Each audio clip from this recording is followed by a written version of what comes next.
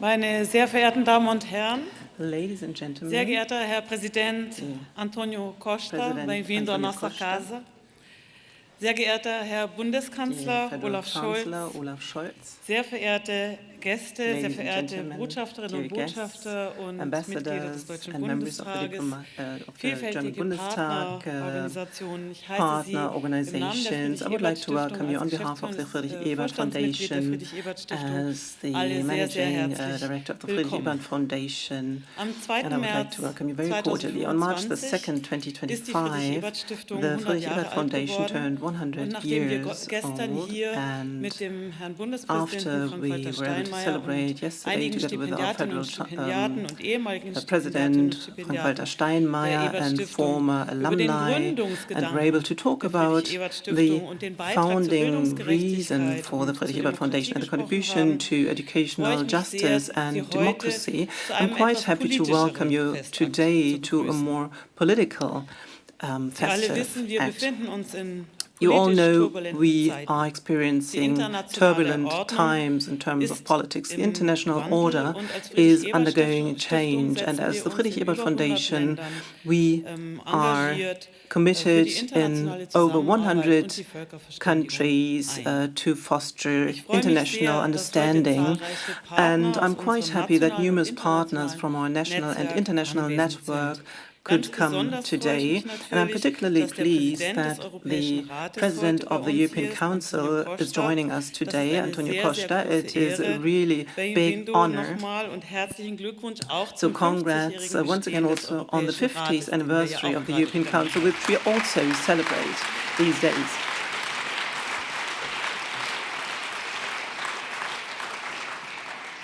Auch innenpolitisch And also when it wissen comes Sie to alle, domestic ist viel in politics, you all Bewegung. know that much Momentan is wird going über eine on at the große moment. Koalition There are verhandelt und negotiations ich for a bin sehr grand froh, coalition, and I'm dass quite der happy Fraktions- that und the Parteivorsitzende der parliamentary caucus Sozialdemokratischen head Partei and also Deutschlands, party Lars head Klingbeil, of the gleich SPD, noch Lars zu uns Klingbeil, stoßen will wird, obwohl soon einen join sehr, us sehr in a engen minute, although he has Terminkalender. quite a Wie full Sie wissen, agenda ist die today. Friedrich-Ebert-Stiftung As you know, the Teil Friedrich-Ebert der Foundation is part Arbeiterbewegung of the labor und sie ist eng movement, mit and it is den closely Gewerkschaften connected to national und trade international unions verbunden. at the national but Denn also at the Demokratie international ohne levels, soziale because Gerechtigkeit, democracy without Demokratie ohne justice, sozialen Ausgleich, democracy without ohne gute social Arbeit balance, ist without keine good soziale work and labor Demokratie. conditions is Und not a deswegen möchte ich social alle democracy. And this is why I would Gewerkschaftsvertreter like sehr, to sehr herzlich very heute cordially begrüßen, welcome all the trade union stellvertretend Frank representatives Wernicke, and den Frank Chef von Wernicke Verdi, on behalf of und all die the Vorsitzende des Deutschen trade unions Gewerkschaftsbundes, as the Jasmin head of Fahimi. Verdi, Seid and uns ganz, ganz Jasmin herzlich willkommen. Fahimi, the head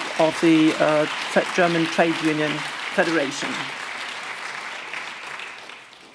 Ich sehe viele And I can Abgeordnete see des Deutschen many Bundestages. Ich representatives or freue mich, members of the dass ihr German heute Bundestag, and hier I'm quite seid happy that und you're all here die today. enge And the Kooperation mit der close cooperation Friedrich-Ebert-Stiftung with the im Friedrich-Ebert nationalen, im Foundation at the internationalen national, but Bereich also in the mit uns international feiert. realm Gestern war auch die is being stellvertretende celebrated at the moment. Parlamentspräsidentin Yesterday, hier, we Aydan also had Özüz. Ich the sehe jetzt sie Deputy nicht, aber President of ich grüße Parliament, euch alle Aydan ganz, Özü, ganz here. herzlich I do not see her im right Namen now, der but I would like to Friedrich-Ebert-Stiftung. welcome Ich you sehe auch and viele greet all of you on behalf of the Friedrich-Ebert Foundation.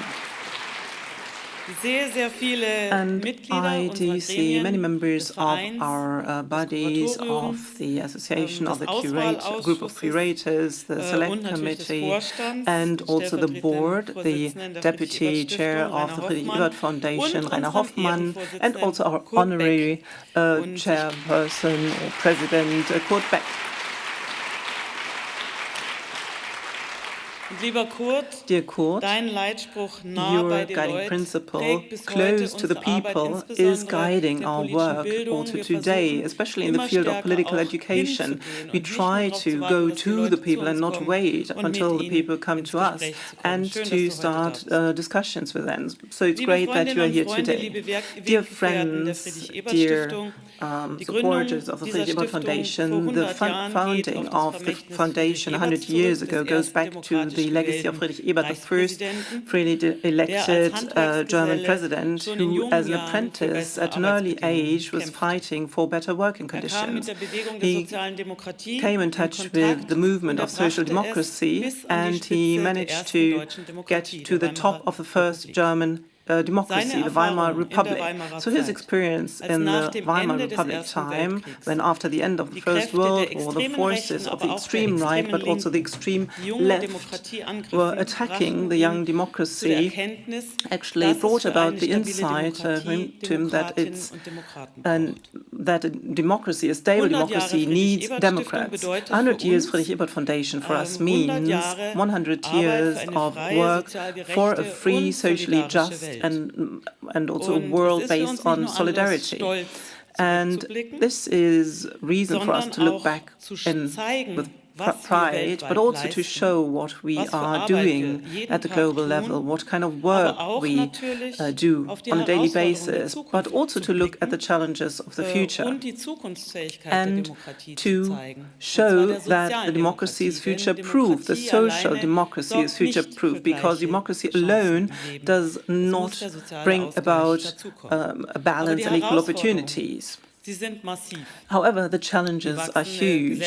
The growing polarization in society, social imbalances, the climate crisis, which is, actually no longer at the top of people's agenda, the geopolitical shifts, the war, which has once again struck us in Europe, and a global order which seems to dissolve. So all these things are part of our work. We deal with them. So this is why we do not want to celebrate this anniversary with festive acts, but we want to launch different formats by which we can show how our work is being done and what kind of formats we do have in different fields and what different approaches we have in our work. So with an exhibition, a so-called pop-up launch with a revamped shipping container which will go through different federal states with the award of a democracy prize, but also with our new design. I'm not sure whether you've already noticed it, but in the past our logo was blue, and now we went back to red again, also to show where the Friedrich-Ebert Foundation belongs to from a political point of view.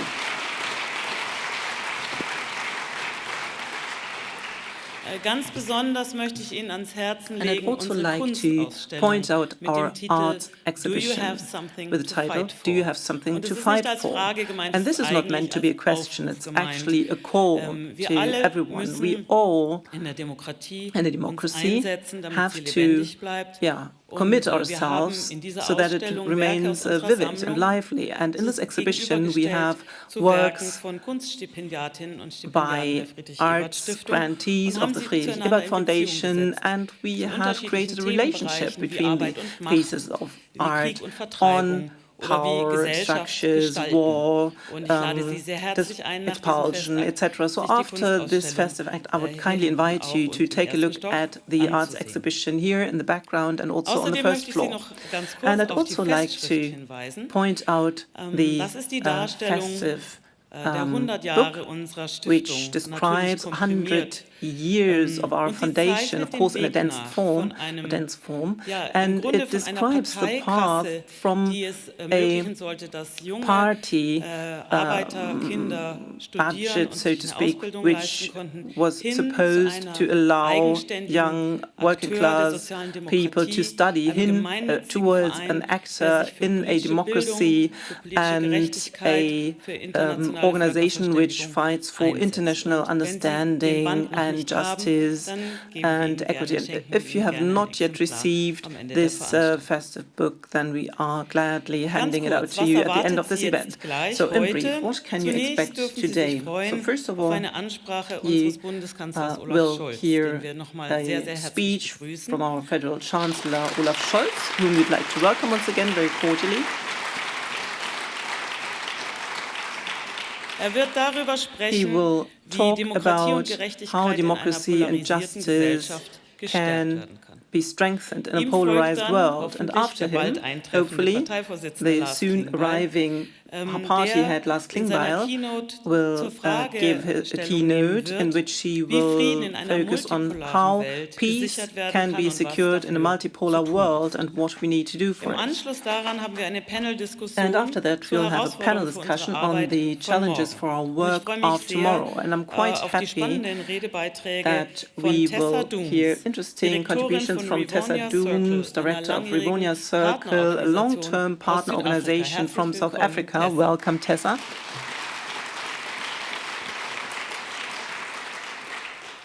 And I'm also looking forward to the contributions of Frank Wernicke, the chairman of Verdi, who is closely connected to our foundation in the trade union work. Welcome, Frank.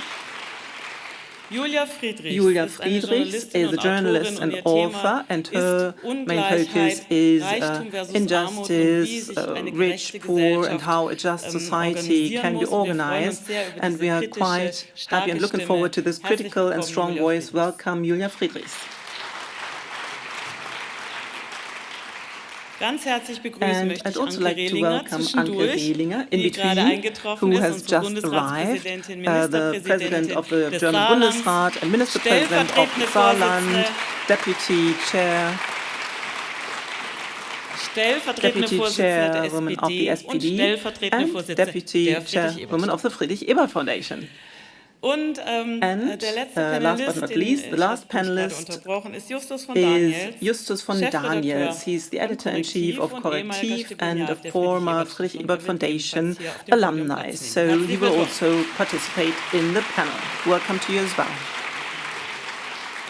And after the panel discussion, we will hear the keynote from President Antonio Costa on the future task for a strong democratic Europe. And after that, Martin Schulz will give an outlook on our mission as the Friedrich-Ebert Foundation with regard to the future. And Martin, I am happy that you will once again summarize the vision for all of us where our Friedrich-Ebert Foundation will go. And last but not least, I would like to say thank you for the musical accompaniment which we will hear this afternoon as well. It is the ensemble Unibras from the Collegium Musicum of the University Heidelberg. And I would like to welcome, thank Yvette Gerner, who will be our host this afternoon. She is working for Radio Bremen, and she's also part of the Friedrich-Ebert Foundation. So thank you very much, dear Yvette, for taking over as a host, and I wish you all the best.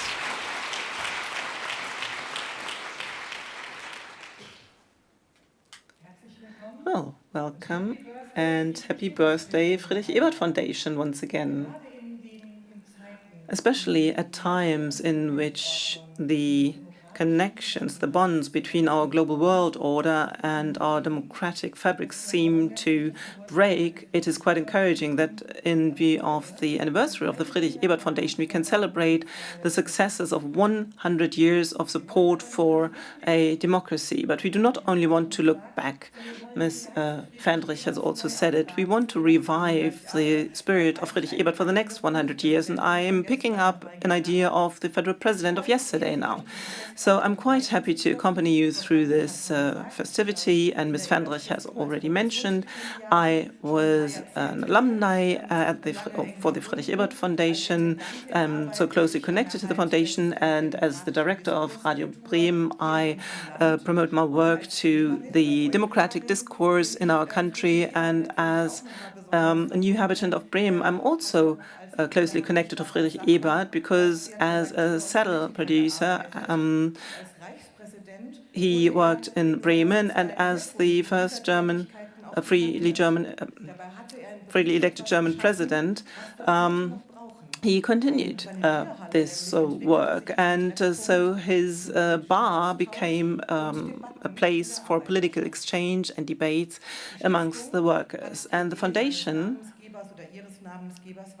has continued the idea of the name giver, which is a 100-year success story for democracy, social market economy, and for educational justice. Please watch the film.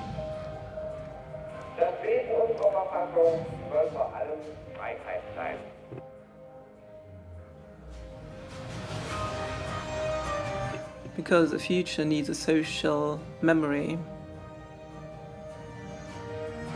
Because we all deserve the same chances. Because democracy needs all of us.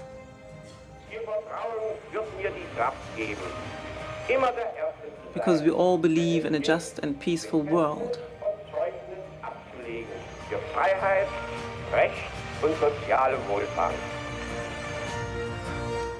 We shape social democracy since 1925.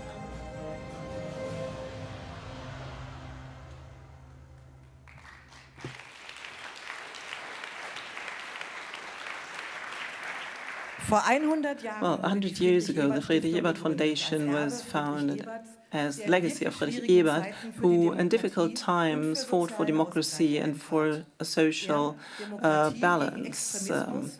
He defended democracy against nationalism and extremism from the left and from the right. Today, 100 years later, we are asking ourselves whether after the Zeitenwende, an end of the democratic world order as we have known it for many decades is looming. And at the same time, in Germany, we need concepts on for the overcoming of the economic crisis, the social imbalance. We need concepts against division, hatred, and attacks on the state under the rule of law. How we can strengthen this democracy, Olaf Scholz will be talking about in a moment, and he will talk about the legacy of Friedrich Ebert.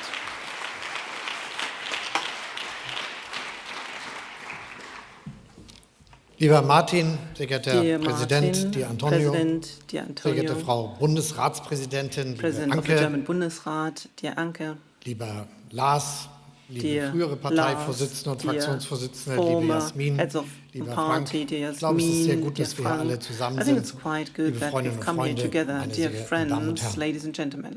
Und in diesem Kreis, das will ich gerne noch hinzufügen, liebe Genossinnen und Genossen, Dear comrades, Friedrich Ebert erlebte nur wenige uneingeschränkt glückliche Tage in seiner sechsjährigen Amtszeit als erster Reichspräsident der Weimarer Republik. Aber der 18. Mai 1923, das war so ein glücklicher Tag. Ebert war nach Frankfurt am Main gereist, um an der Feier zum 75. Jahrestag der demokratischen Anniversary of the Democratic Frankfurt Constitution of Zunächst 1848. sollte ein Festzug The day vom Römer began with a procession from the Römer to the nearby Paulskirche. 30.000 Bürgerinnen und Bürger waren gekommen. Sie standen 30,000 dicht an citizens dicht, turned out, dieses standing Schauspiel shoulder to mitzuerleben. shoulder to witness the Später am spectacle. Abend dann wurde der Later that evening, sozialdemokratische the Social Reichspräsident im Democratic Frankfurter Opernhaus President begrüßt of Germany mit was Hochrufen welcomed at the und Frankfurt tosendem Opera Beifall. House with cheers and thunderous Und zum applause. abschließenden feierlichen And Fackelzug up to strömten bis zu 70,000 70.000 citizens flocked to the concluding Es war ein celebratory großer, torchlight strahlender procession. Tag der It was a great, Demokratie in radiant day for democracy in Friedrich Ebert Germany. war tief beeindruckt. Die Ereignisse Friedrich dieses Ebert was Tages deeply bewegten und impressed. The ermutigten events ihn. of that day Hier in moved and Frankfurt encouraged him. hatte er die umkämpfte junge In his Republik in seiner speech Rede here in gezielt Frankfurt, in die he Linie had deliberately der placed the großen embattled young freiheitlichen republic Ideen von in the 1848 line of the gestellt, great liberal in die ideas of Tradition demokratischer 1848, Revolution in the tradition of und democratic Paulskirchenverfassung. revolution and the Und hier in Frankfurt Frankfurt hatte Constitution. genau diese And here in Herleitung Frankfurt, große precisely this derivation had received great public approval, even triggering enthusiasm. And on this day, May the 18th, 2023, Friedrich Ebert experienced that what otherwise seemed so impossible, or improbable even, that it was possible. A liberal civil society that transcended class lines came together and held together in its commitment to democracy and the republic. And it was precisely this democratic cohesion which was the objective, to lead the republic to victory, to consolidate it, to anchor it. That is our historic mission. That was how he put it himself. He fought relentlessly for precisely this goal as a pragmatic social democrat, as a reformist politician, always willing to compromise, and explicitly, as he said, as the president of the people and not of a party. However, the conditions for his historic mission could not or could hardly have been more adverse. Social hardship, hyperinflation, the burden of reparations, the Ruhr War, separatism, in the Rhineland and in Bavaria, polarized milieus, political murders, the stab-in-the-back legend of the old elites, and attempted coups from the left and the right.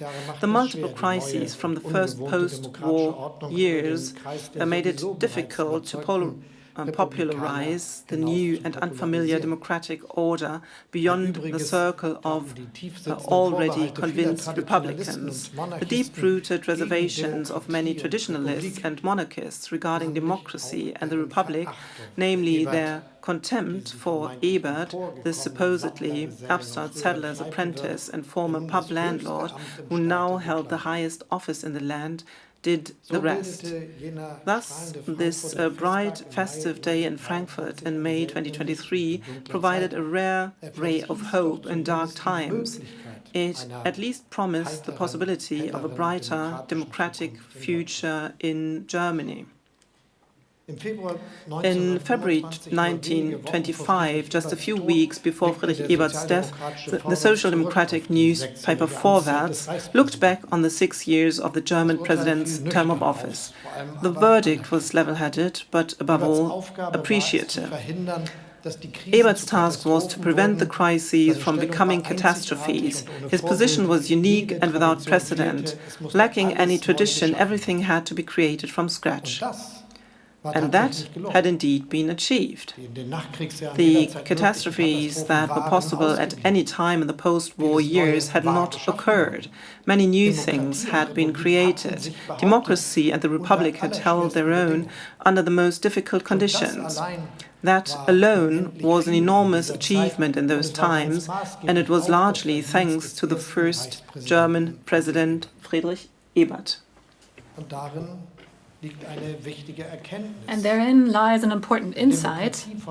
The democracy of Weimar was not doomed from the outset. Some people might think so, but it's not true. When Friedrich Ebert died on February 28th of 1925, the Weimar Republic had survived all the serious crises of its early years. It had survived those crises because it was led and kept on course by resolute Democrats in its early years of crisis.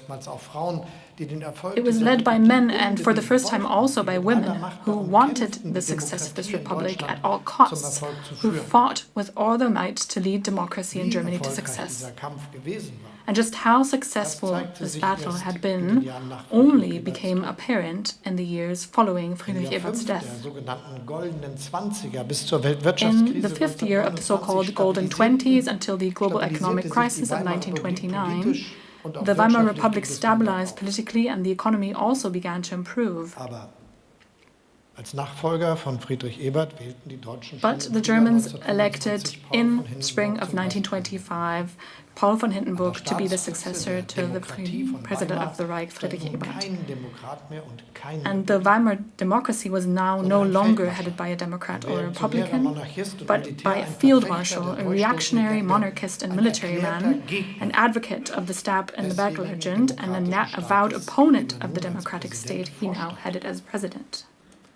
And it was Hindenburg who appointed Adolf Hitler as Chancellor in 1933, thus sealing the downfall of the Weimar Republic. Therefore, once again, the end of the Weimar democracy has many reasons, but it was certainly not predetermined and inevitable.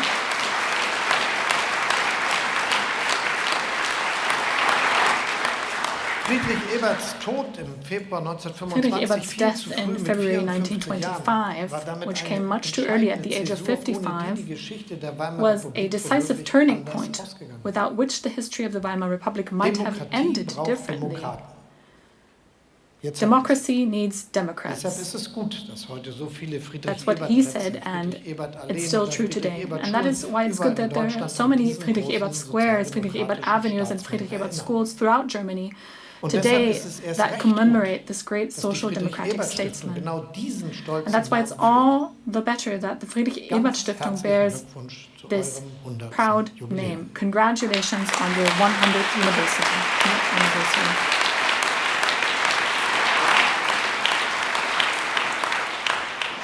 Ihr werdet gebraucht. We need you. Denn Demokratie braucht Demokraten. Democracy Dieser Satz needs von Ebert gilt heute ganz besonders wie vor 100 This Jahren. sentence still holds Auch heute true sind today, wieder just Leute as it unterwegs, did die den Bürgerinnen und Bürgern 100 weismachen years wollen, ago. früher sei Today, alles once besser again, gewesen. people are trying to take the streets Hier bei uns and in convince the Deutschland, public that aber auch in everything vielen anderen was Ländern. better back then. Make America Here in great Germany, but again. also in many other Take back countries. control. Make America Hol dir great dein Land again. zurück. Take back Again, control. Get your country back back. zurück. Wir Back, kennen die looking politischen back. Kräfte, die mit diesen Parolen hausieren. We all know these Wir political haben sie im forces Bundestagswahlkampf that gerade erst wieder erlebt. Und ja, peddle these slogans, and we have just seen it again in the German parliamentary election campaign. And yes, we struggled to counter this sound and this message confidently. And we need to think about this. We as Democrats, as social Democrats. And that's what we also need the Friedrich-Ebert-Stiftung for. Going back to the good old days might be tempting at first glance, because there are only a few people who are not afraid of change, of transformation, of renewal, of all the risks and dangers that are out there. And especially now, in these past weeks and months, we ask ourselves, how much will the United States of America change? How will the Russian war of aggression in Ukraine end with a Russian victory or with a just lasting peace? And what are the consequences for us here in Germany, for us in Europe? And these concerns are real, they are completely normal, completely understandable in a society in which many are not doing well, and in which many have a lot to lose. And some feel insecure, they feel overwhelmed, patronized and lectured. They might even feel attacked and undervalued in the way of life. And what the populists and right-wing extremists are pretending, of course, is a security, safety from change, protecting from change, but this promise is false. And we need to ask ourselves whether things will improve if we leave the EU now, of all times, or if we reintroduce the Deutschmark, if we build nuclear power plants again, if we deny the climate crisis, if we leave key technologies such as microelectronics, quantum computing, battery technology, or artificial intelligence to others. We have better ideas than that. And this is precisely where the great task of social democracy lies at this time and also in the coming decades. We know that security can come through change and that security in change can go hand in hand. Security, prosperity, good jobs, a good future, this is only possible with change. But we also know that having the right goals is simply not enough. Without guiding principles, without a guardrail, many citizens are reluctant to embark on the path of change. What we also need is a strong welfare state and an efficient infrastructure. And who would know this better than us social democrats? And that is why I am pleased that our negotiators have achieved what we have repeatedly campaigned for over the past few years and during the election campaign.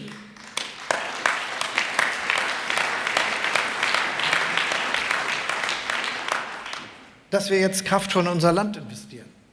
Of course, we need to invest in our country so that we can continue to live well and safely here in Germany in 20, 30, 40 years' time.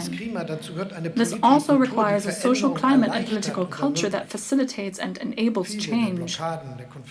Many of the blockades, conflicts, injuries, grievances, and resentments in our society have to do with the fact that citizens do not feel recognized, seen, or appreciated, neither by each other nor in the relationship with the state. And this is why my plea continues to be that social democracy must continue to stand up for a society of respect. Respect meaning that despite our differences, We always perceive ourselves as equals among equals. Respect, meaning that no one looks down on one another because they think they're stronger, more educated, richer, or more German than others. The cashier in the supermarket, the IT expert, the soldier, the geriatric nurse, the cleaner, the parcel carrier, the head doctor, the train attendant, on the regional express, they're all needed. Each and every one of them makes an indispensable contribution to our country. And they are all entitled to receive recognition, dignity, and respect, to be treated that way, to enjoy decent working conditions. More friendliness, more goodwill, more recognition and equality, also more composure in dealing with other views and lifestyles. All this makes for a society of respect. Such a society of respect is in itself a society worth striving for. And for this reason alone, I remain convinced that social democracy must continue to be the party in Germany in the 21st century that clearly and unequivocally pursues the goal of a society of respect. Insisting on this goal has nothing to do with a utopia.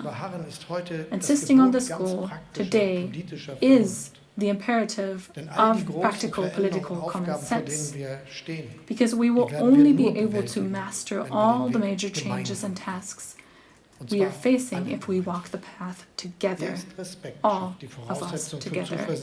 Only respect creates the conditions for confidence, for citizens not to seek refuge in some supposedly good old time. But we need to draw on well-founded confidence. It will end well for me, for my village, my city, my region. It will end well for my children, my grandchildren. It will work out. Only respect creates the conditions for citizens to turn to what German social democracy has always stood for. Policy making for a good future and policy making for a brave new era. The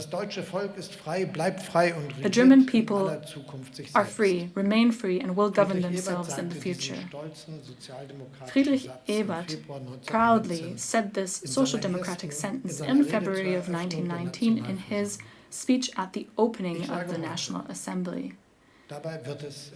And I would like to say today, it will stay that way in Germany. A strong social democracy is a guarantor for this. And that's why it still depends on us. Even now, especially in difficult times. Thank you very much.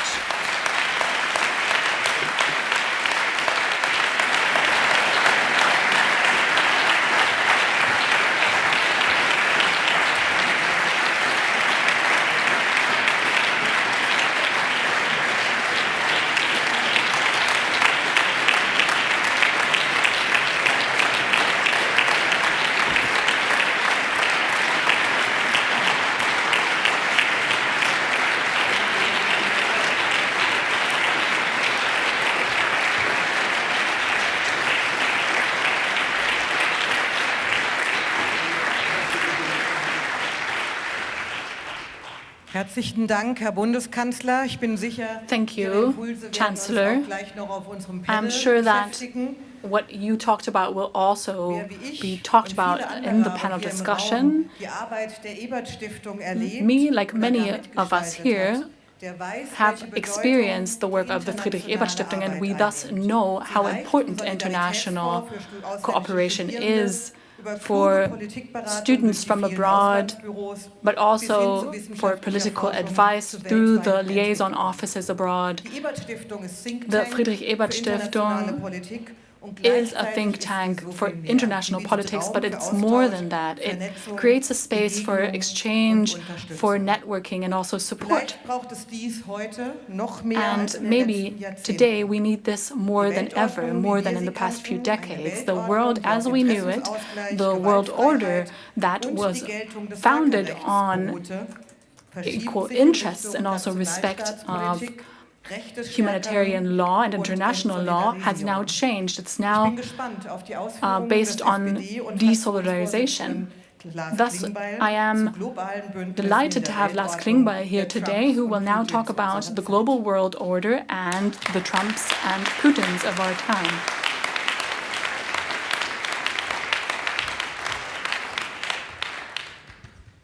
Ja, sehr geehrter Herr Präsident, lieber Martin, liebe Sabine, lieber Antonio, President Martin, Sabine, Antonio, Franz, colleagues from the German Bundestag, Excellencies, thank you for having me here today. Thank you for giving me the opportunity to say a few words here.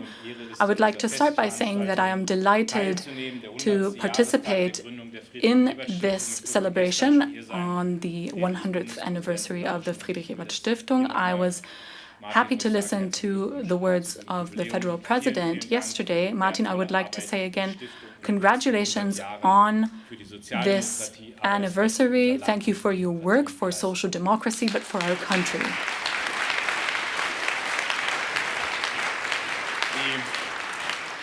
The Friedrich-Ebert Foundation is closely tied to the history of the social democracy in our country, the history of our country.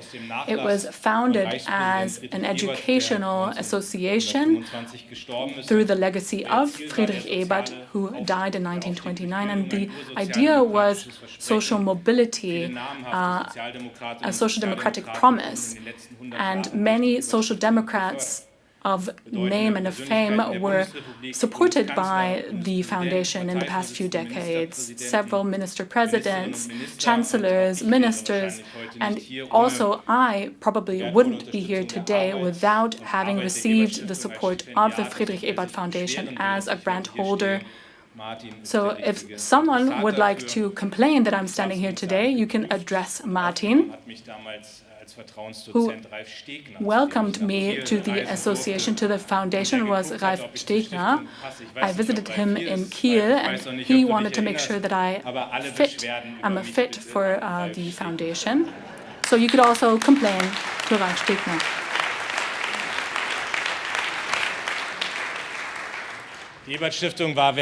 The Friedrich-Ebert Foundation during the Nazi regime was prohibited, just as the SPD was prohibited. The most dark chapter, the darkest chapter of our country was also the darkest chapter for the social democracy in our country, but we did not give up.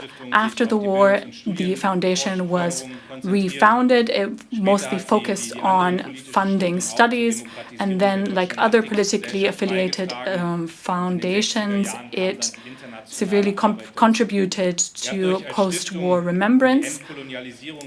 As a foundation, you worked on decolonization in Africa and Asia.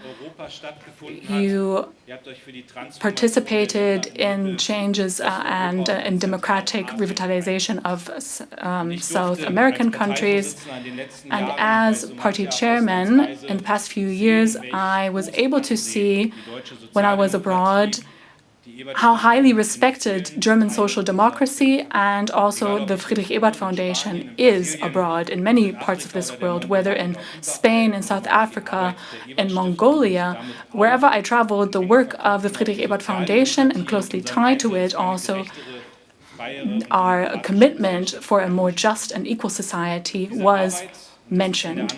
And this work, and it has been mentioned already, has become more difficult. Many colleagues report that.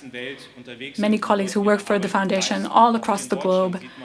And also, this is also palpable in Germany, where work fighting for democracy and justice has become more difficult. Shrinking spaces is what we call that. So a lack or a shrinking in size of political agency. And unfortunately, this is something that we experience all across the world, but also here in Germany and Europe. And this has become all the more pertinent with the war of aggression in Ukraine, where a large world power tries to, is disrespecting international borders. What we could say is that there is a new age of imperialist ambition that is awaiting us, and not only because of that, democracy and democracies around the world are under pressure, as they haven't been in a long time. In August of 2023, I was able to visit the then candidate for the presidential election campaign, Lula, in Brazil, and he said that fighting for democracy was one of the most important tasks that lied ahead of us. Lula said that right-wing forces had severely intervened in the electoral campaign there. Steve Bannon was present there, but also the AfD, also Elon Musk. And thus, a few days after federal election campaign, I'm standing here. We saw during that campaign how the US intervened on the favor and benefit of the AfD. We need to further the fight. We need to stand up for democracy and democratic rights. This is an important role of the German democracy, that we continue this fight internationally and in Europe. Ladies and gentlemen, in September of 2001, I was an apprentice for the Friedrich-Ebert-Stiftung in New York. I witnessed the September 11th attacks. That was a difficult time, and we thought that after the end of the Cold War, the post-war order would become more established, but by then, on September 11th, we probably realized that that wasn't the case. The transatlantic alliance has been of high importance to me since then. The West is not a geographic term, but it means, the West means that we have a common struggle for democratic values, and the West for many decades has thus become something that people strive for in many different parts of the world and that they orientate themselves towards. But the West has come to an end. We have to say it like it is. Now with the re-election of President Trump, he doesn't only attack the US democracy as nobody has ever done before him, but he also shifts international politics in an immense way. We need to reorientate ourselves in a changing world, and we need to do that to protect our borders. And we can only do that, Antonio, if we finally strengthen Europe. Europe, unfortunately, is as weak as it hasn't been in a long time. We either join forces and go into the future, or, to say it in Macron's words, Europe will die. And we are tired of hearing that, but now it's the time to strengthen Europe. So I would like to mention a few points who are important to me, in my view, for European policymaking in the coming years. We need to defend the Schengen area. We cannot go back to permanent border controls in Europe that would have drastic economic consequences. And thus, when it comes to migration policy, we need European decisions that are respected and also adhered by all member states. We cannot find only national solutions.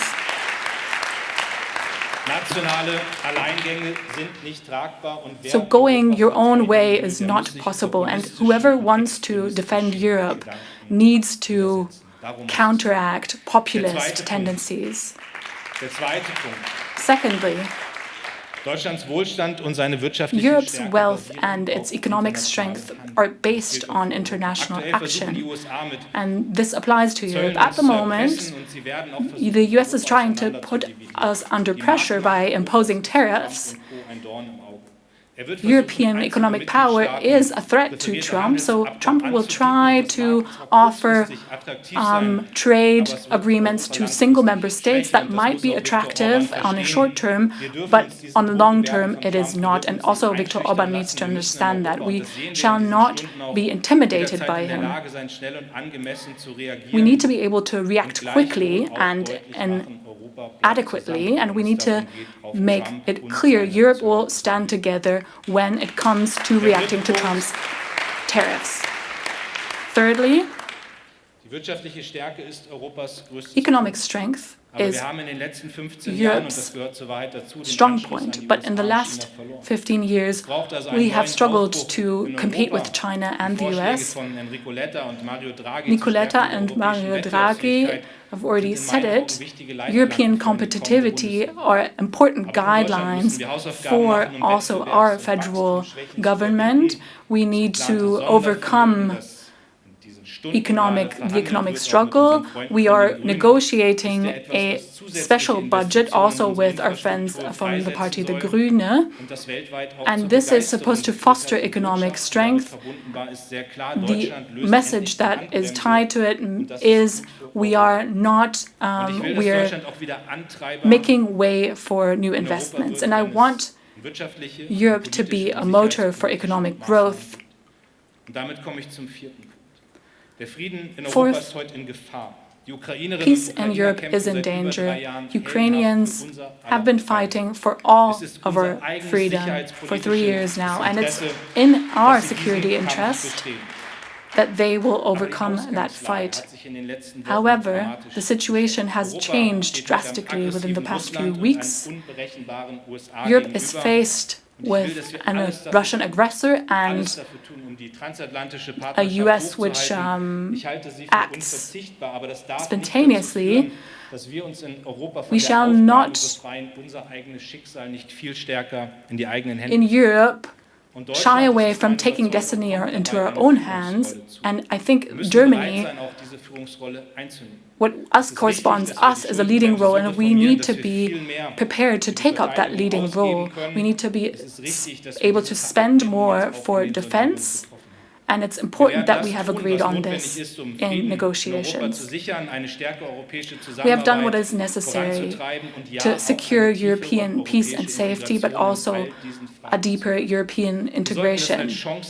And we should see it as an opportunity, because Europe has overcome crises time and time again, and that's the European spirit that we need.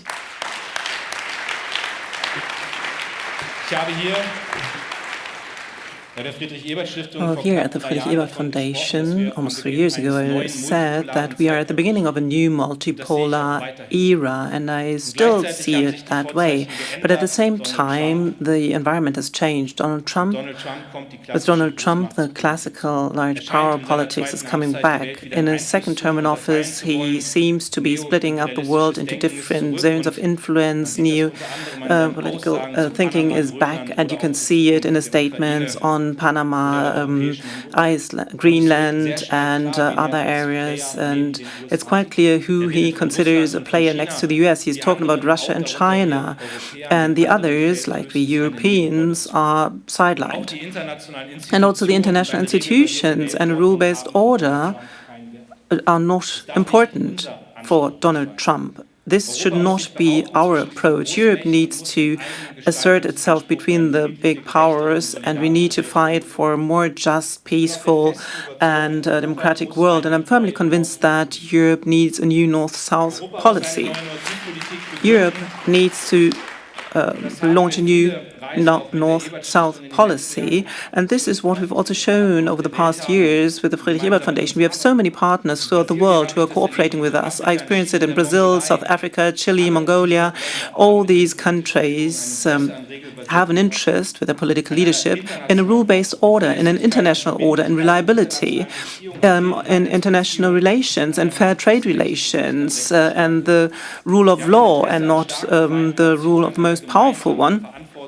And we have a joint responsibility together with these countries. So Brazil, South Africa, Germany, or wherever, would be too small to shape a rule-based international order alone. But together, we are a power that needs to be taken seriously. The world is not waiting for Europe. Other states are making headway, and above all, China. China is now filling the gaps. So it needs to be our objective that we do not create these gaps. We should also fill these gaps, gaps that are being created by others. When we look at the US and their decision on US aid, for example. So these are things where we as Europeans can and should be stronger than we are today. I can well imagine that the next federal government will launch a new North-South Commission in order to deal with most pressing issues in a partnership-based way. And I think this would also be an honest offer for a new North-South partnership, which we urgently need in times of change. This means that we find joint answers to global crises which challenge us in the North and the South: climate crisis, pandemics, war, conflict, socioeconomic imbalances, also the uncontrolled power of gigantic tech corporations. We should have the objective to shape the changes in a way so that in the North and the South a livable future emerges. But this can only be done if Germany has the possibility to look beyond, when we remain an open country, when we remain curious towards other cultures, ideas and people, and do not confine ourselves and look away from the crises. This has never been helpful in solving problems. So Germany needs an international politics which tries to shape change and also to defend our own interests. The times demand from us that we spend much more money on hard power, which is our defense. But we should not forget that Germany's positive role model in the world is being supported by our soft power, by a well-equipped development aid, our foreign culture and educational policy, and also the political foundations. The political foundations, and above all the Friedrich-Ebert foundations, dear Martin, play a vital role in this. You are contributing to Germany being understood throughout the world. You carry different perspectives to Germany, which allows us to understand other countries better. This is difficult work. This is not easy. I could experience it myself in many discussions and debates over the past years. But I want to say one thing quite clearly, and I think I can say this on behalf of many members of the German Bundestag. We could always rely on the expertise of the foundation. So a big thank you to you and all the colleagues who work in the foundation. I'm firmly convinced that the work of the Friedrich-Ebert Foundation will become more important than ever over the next years. I already mentioned the old West as we knew it is over, but still our values remain for which the West stood, despite all double standards. So it's worthwhile to defend these values for freedom, solidarity, justice.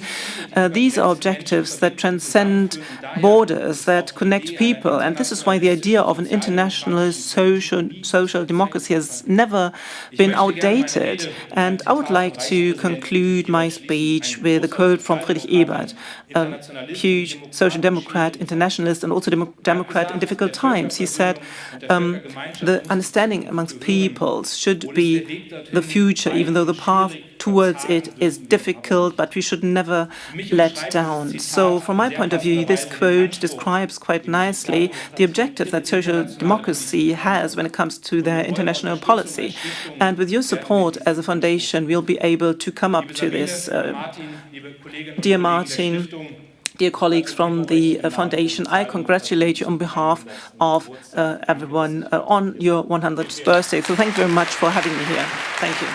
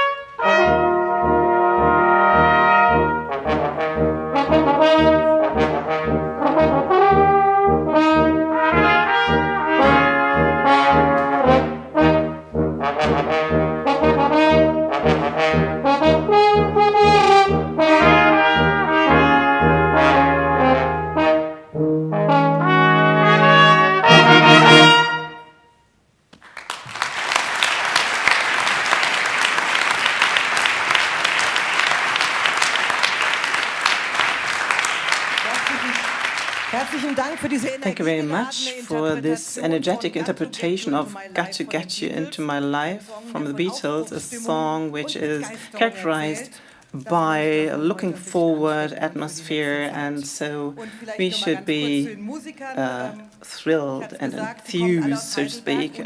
So all the musicians are coming from Heidelberg, Unibras. Of course, they are all grantees. Felix Westhoff and the other musicians are Paul Mihan, Anna Vollmann, Simon Hals. Thank you very much to all of you.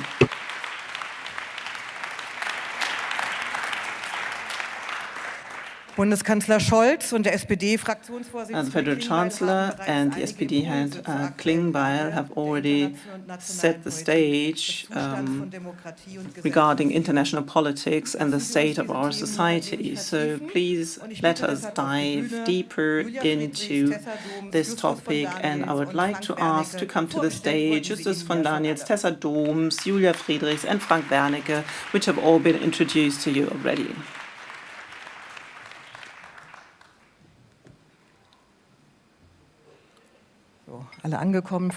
So Ms. Doms has to lay down her receiver. So we agreed that we will conduct the panel in German, and Ms. Doms will get the interpretation, and I think you'll be able to understand her replies.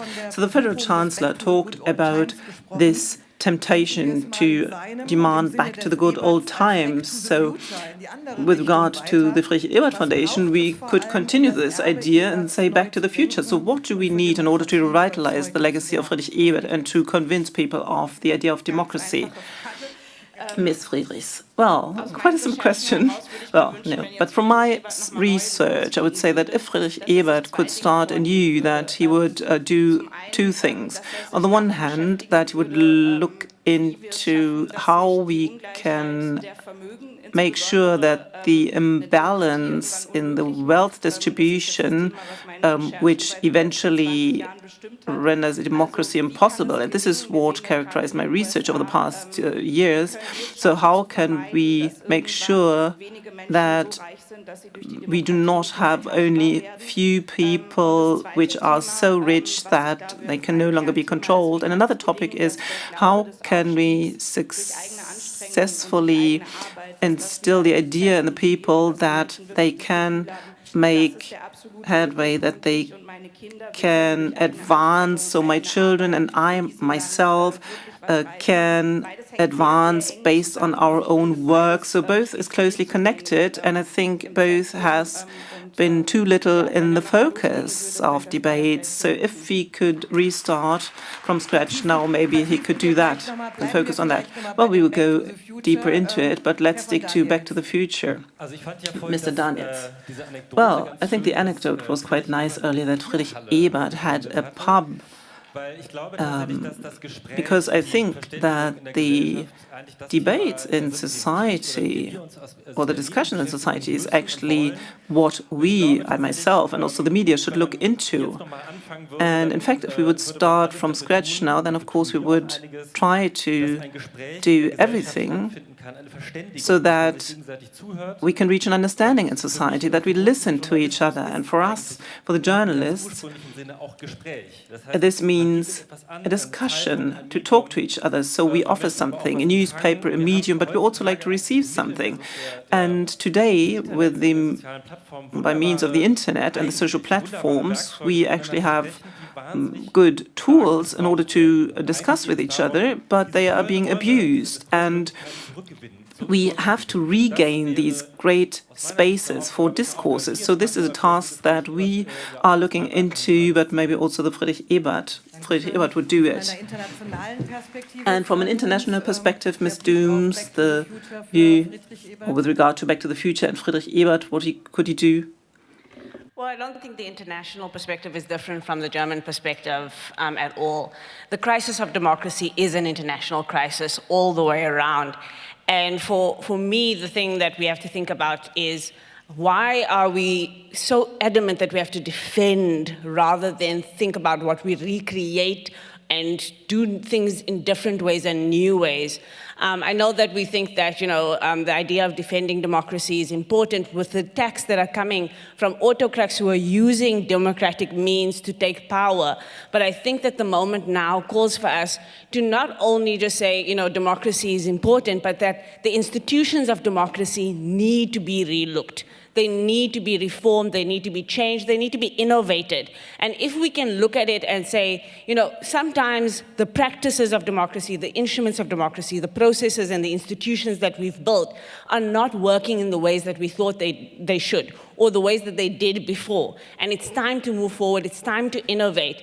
And as long as we're not doing that as people who care about democracy, as long as we're not willing to be honest about the ways in which things are not working the way they should, it gives rise to the autocrats and people who don't care about democracy, who are pointing out those failures in the times that we're living today with a lot more courage. So I think for me, the Back to the Future is, we're not looking back or trying to defend the status quo. Our job is to be honest with people of the world and say, sometimes the practices and the institutions that we've built are not working for everybody, are not producing the equality that we want, are not giving everybody the space to speak and be heard. And that's our job, to reform these institutions and not just be precious about institutions in democracy, but remember that democracy is about the people governing, not the government or the institutions governing. Thank you. In order to broaden the field now, so Mr. Werner, how is it What's it about from the point of view of the trade union? Well, the way two short term in office of Friedrich Ebert was characterized by massive attacks on the democracy. And history is not simply repeating. I mean, we are not faced with risks that right-wing free corps are putting our democracy at risk, but our democracy has become more unstable and, more threatened than a few years ago. So the question is, what is our common path in order to stabilize democracy?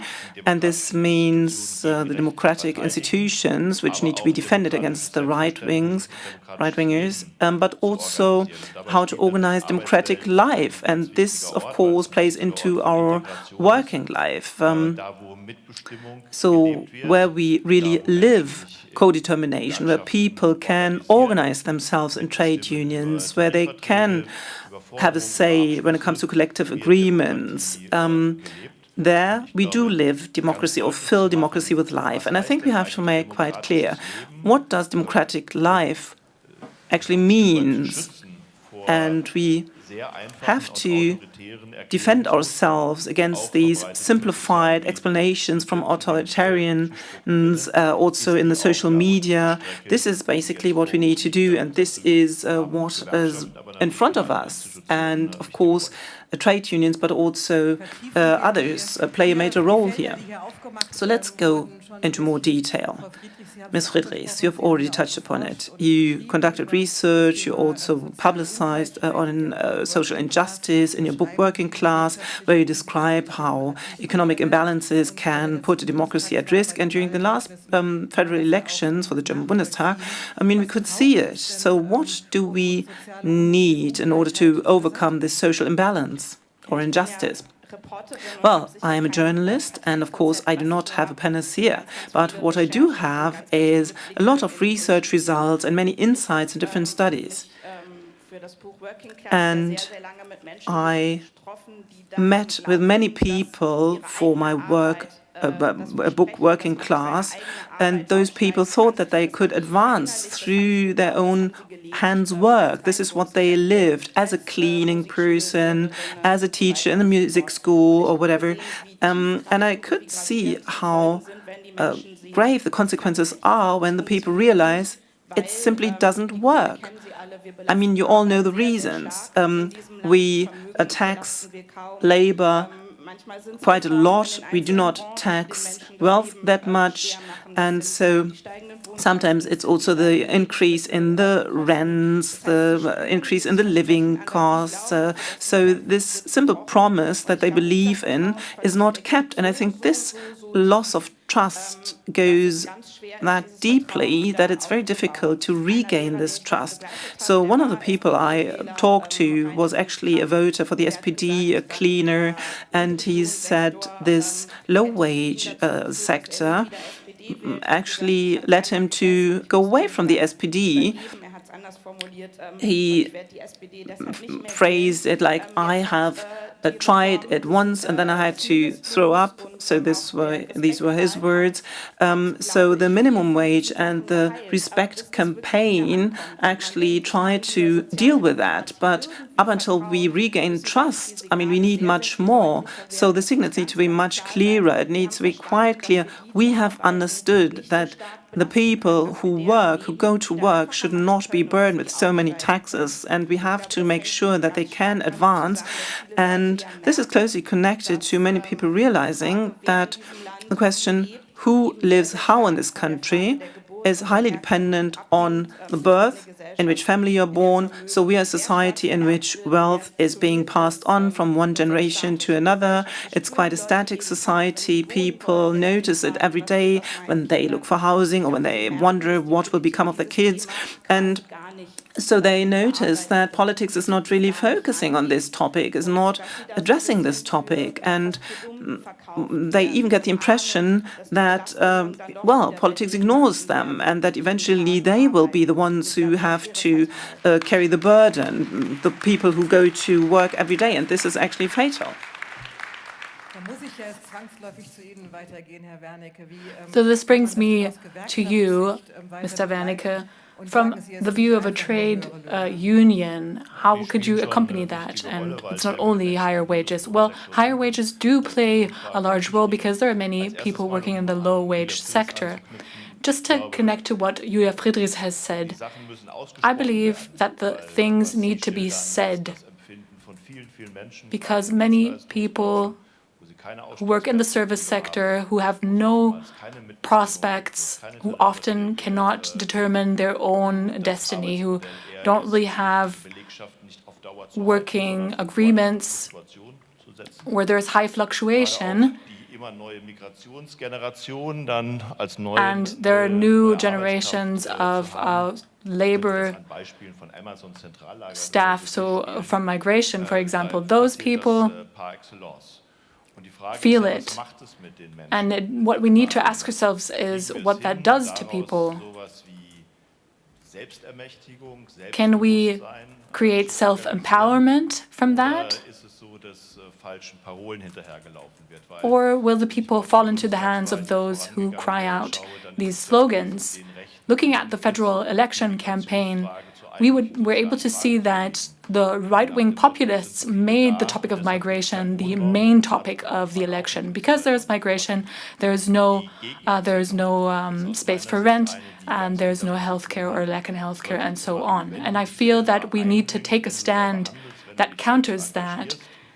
If you commit to a democratic society, if you work for it, you can improve this situation. And if I may say so, from a trade union perspective, the many battles that we face in Germany, globally, who are also supported by the Friedrich-Ebert Foundation, these are the battles that we can then obtain self-empowerment from. Well, this brings us to a very specific discussion. You already mentioned an approach, Mr. von Daniels. The people know what bothers them, why they have lost their trust in democratic institutions and parties, or why they're losing it. What can we do to counteract that? I believe that you have a great concept. Maybe you could advertise it here. Well, hopefully I don't have to advertise it because I am hopeful that you all know corrective. There is something that we can see, which is a large lack of trust, a loss of trust. Mrs. Friedrich has already said it. This is the question of our times. And we saw that the social media platforms led to the fact that usually people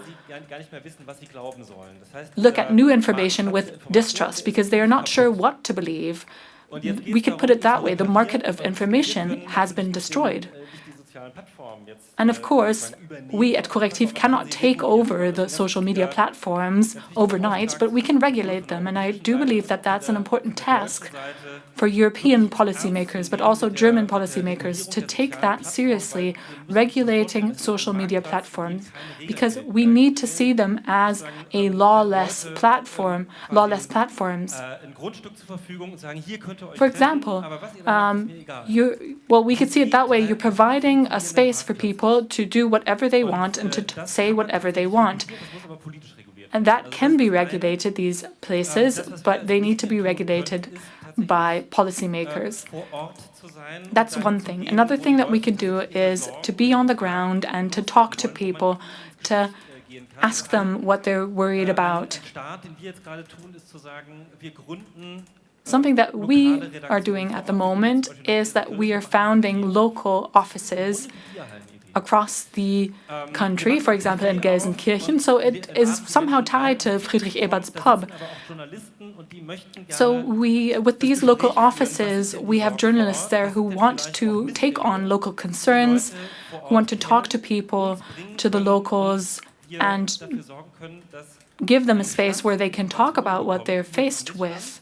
And we want to provide information on the situation that they face. This is the task that we have as a media outlet to give the people the information that they need to take informed action. And if we don't achieve that, what we will face is we will dive deeper into that marketplace of unregulated information, and we will get lost in it, that jungle. So if we can't do that, we will face that. So at the same time, I'm also pleading for a new approach of policymakers taking the regulation of social media platforms seriously, but at the same time also allowing for social media platforms to exist, so to continue to exist, because I believe that's what many people are experiencing at the moment. So local newspapers, local information is under pressure massively, so what we need is counter concepts. We shouldn't only support the traditional media that we know, but we also need to support new forms of media and local initiatives. Thank you. So let's go from a local to an international level to South Africa. The young democracy there is facing even more stark inequality. What can we learn in Europe from South Africa? Well, I will start with inequality as one of the big lessons. South Africa is heralded for being one of the best democracies on the continent of Africa, having one of the best constitutions in the world, and having institutions that will tick all of the boxes of what a good democracy is. And we've seen international standards push back on or claim that for us. But our population push back on that because we have indicators that don't show that in terms of development outcomes, right? So we have 40% unemployment. We have the highest Gini coefficient in the world. We are the most unequal country in the world. We have problems with electricity. We have problems with water. We have 6 million people who live in shack dwellings and informal dwellings. And so what we have is this problem where democracy is heralded as great in on paper, but it's not delivering for people. And so the first lesson is, if your democracy doesn't deliver, you're giving democracy a bad name. If you don't perform, it doesn't matter that your democracy ticks all of the boxes. Because, in fact, a young person said to us in a rural part of the country, he said the reason why young people are not voting is because young people are getting the vote, but somebody else is getting the democracy. And there's the sense that there's only an institutional use of people for voting purposes and for political purposes and for ticking boxes, but not a real dividend that people are getting from democracy. It's somebody else's thing. And the inequality gap is the biggest show of this, because people are just saying it's working for some people, but it's not working for everyone. The second one relates to this question of the local and the ways in which democracy has ceased to be about the local and ceased to be about people and more about institutions. That was what I was signaling earlier as well. I do think it's time to return to the local. And democracy, and even in the progressive spaces, the fight has been about the big fights. It's been about the global, it's been even about national policies, and we always talk about influencing policy and making sure we have the right policies. Democracy needs to return to being about people, not just policies. Policies are great, but if we don't win people's hearts, win people's trust, and actually deliver for people and with them, I don't think we get anywhere. So with the Friedrich-Ebert-Stiftung, in fact, about 3 years ago when we started the Rivonia Circle, we said we are a political think tank that is going to think in communities and with communities through our Democracy Builder program. And the big lesson from that program, it's a one-day workshop that we hold with local communities. But the big lesson has been that people have an idea of what it is they want. And that we have to start listening to people and not prescribing to people what they should want. Or say to people, you're ungrateful because you already have this and you already have that, what more do you want? But not only do people know what they want, what is missing in our sense that people can actually action that. They can say, okay, I want something, and they can do something about it. Instead, we have built democratic institutions that say, there's a representative that will do for you. You have to give your power away to somebody else and hope that they do something for you. At the Rivonia Circle, we say that politics is about the power to act. And we need to give that power to every single person and tell them everyone has a responsibility to act, the power to act, and then we can come up with some sort of common vision. For as long as people feel like they're on the sidelines waiting for somebody else to come and save them, they're not going to believe that more is possible. But I think that the people everywhere have a sense of what they want, and given the opportunity, they can be part of the solution rather than just complaining and waiting for somebody to come and save them.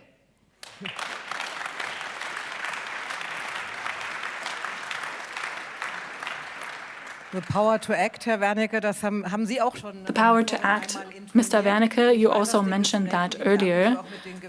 And I know from our talks with trade unions as well that this is a topic that is omnipresent in trade unions, to give your members the feeling that they can shape policy and that they can influence policy.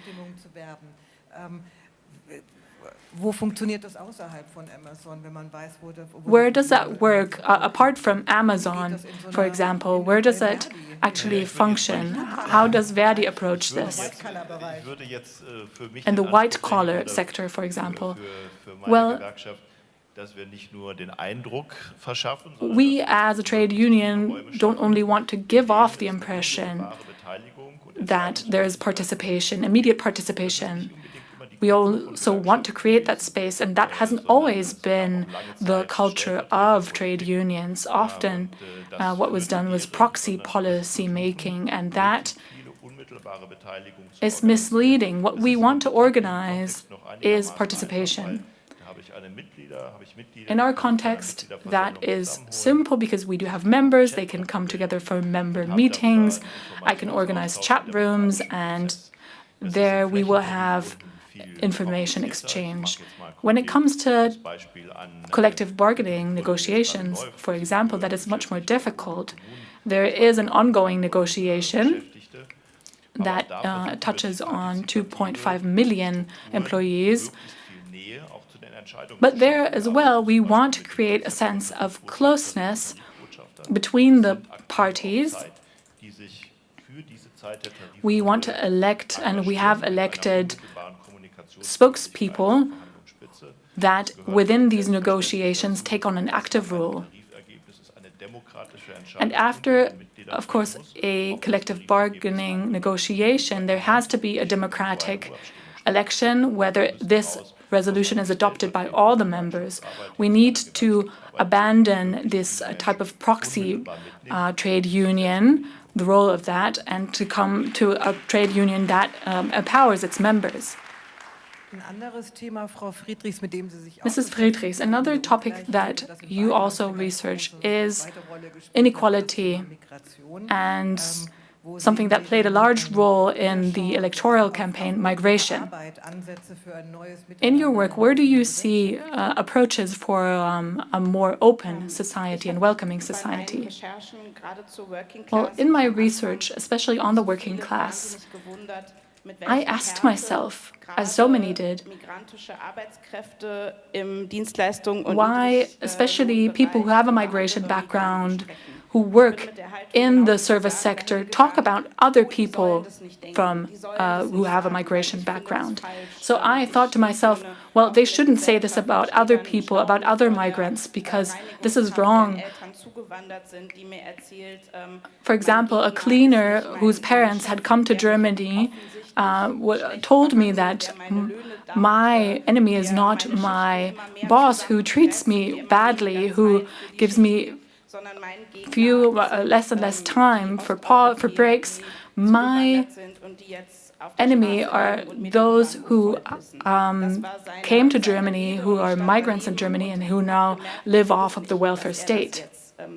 And I had to listen to that, and I thought to myself, well, I don't want them to say that. I think a lot of people feel the same way. You feel that this idea is wrong. I feel people still have the same right to come to this country, to hope for a better future for themselves and their children, such as the cleaning person's family did. But if we do not tackle the issues that lie behind this, we won't get anywhere by simply showing goodwill. Because, yes, that cleaning person's daily life is characterized by chaos and also by despair that he can see that the migrants he is talking about are suffering from. And this is what we have done time and time again, telling people, well, you shouldn't be in despair. I mean, this is not how democracy works. But of course, if, for example, the prices for the cost of living continually increases, that harms a democracy. And we shouldn't leave democracy to those who think that the enemy is migrants. Of course, we shouldn't leave the playing field to them. But we can only achieve that by being truthful and by not always saying, well, you're not allowed to think that, you're not allowed to think that way. We need to be honest about how much we tax workers. I found it surprisingly how simply the increase in Social Security fees was adopted and not really talked about at the beginning of this year, but people feel that in their everyday life they find it hard to make a living. Unfortunately, Lars Klingbeil has already left, but I feel that people need to understand that, of course, we need these investments in infrastructure, but we are not talking about the fact whether there are people in this country who could maybe contribute in a higher way to that, who could pay their fair share. This is not playing a role. And I said, you shouldn't take people for fools. I talked to many people from the working class, but for my last book, I also talked to people, to billionaires, and I can only say that, of course, there is a lot of wealth, and we should think about how we can access that wealth. And many of the billionaires that I talked to themselves were concerned that democracy is going down the hill. So they also feel that there is something to defend. Not everybody is a fan of oligarchy and an oligarchic situation like we have it in the US at the moment.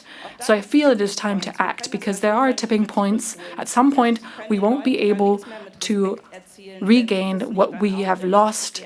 We won't be able to talk to people about respect when we're not actually talking, also walking the walk.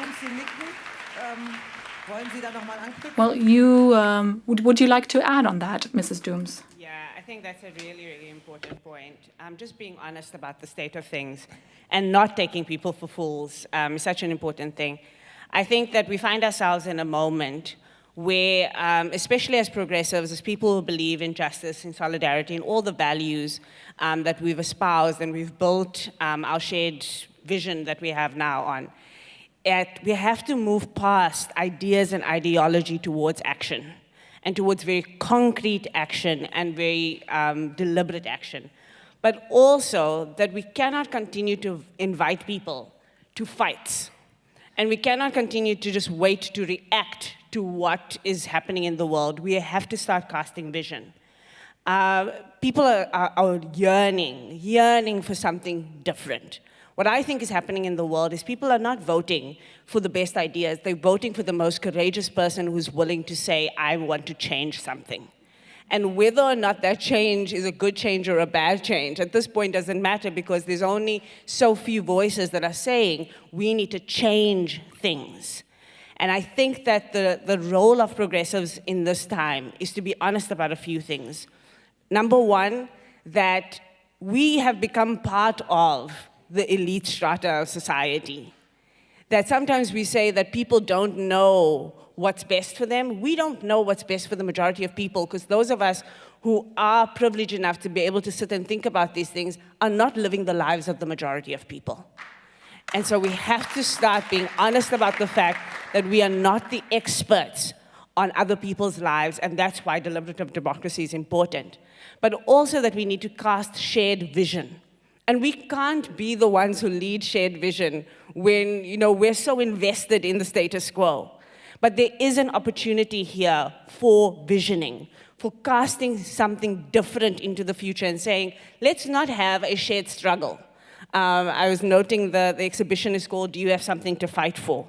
Honestly, the majority of people in the world, in my country, are fighting every day to survive. They have something to fight for. They don't have to be asked that question. They don't want to be invited to new fights. They want to be invited to a path forward that goes somewhere, that builds something. In the work that we're doing, we ask people to take $200 in a group and do a project in their community for 6 weeks. This is unemployed people, people without any resources, people without any hope, and many who have checked out of democracy.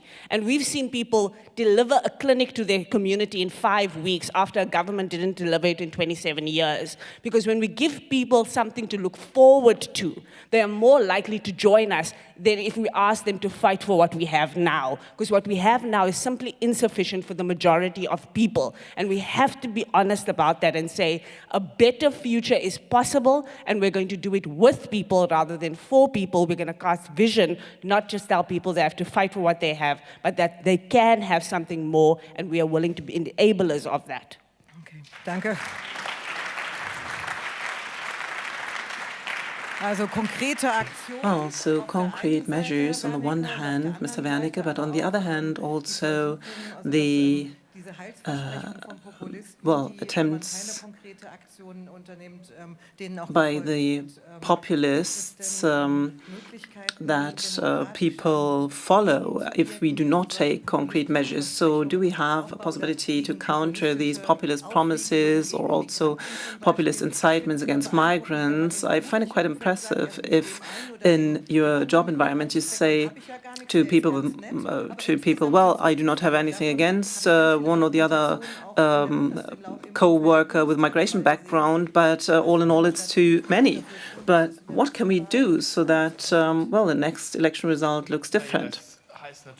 Well, this means that we have to do concrete things. We have to counter xenophobic positions, also from people who themselves have a migration background. This is also part of the reality.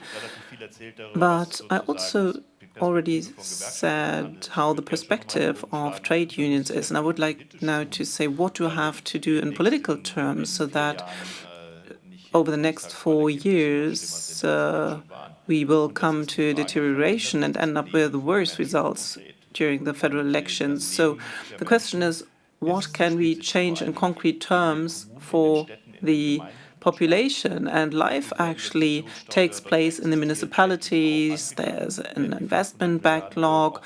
Will the 500 billion eventually be spent in ways so that this is a priority to invest in the municipalities, or are there completely different priorities? How does the public realm work? So this is the benchmark for the people. And are there more opportunities for participation and democracy? And if I look at the labor world, then the number of trade unions, or also works councils rather, in companies is going down. So it's getting more and more difficult to set up a works council in a company.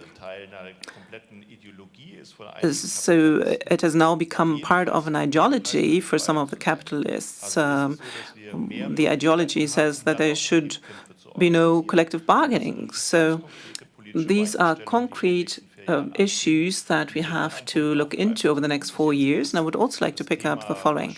As good as it is to, broaden our leeway when it comes to debt, but the equal distribution is important. So this difference, this gap between rich and poor is visible, and there's a huge feeling in the population that there is an injustice, an imbalance.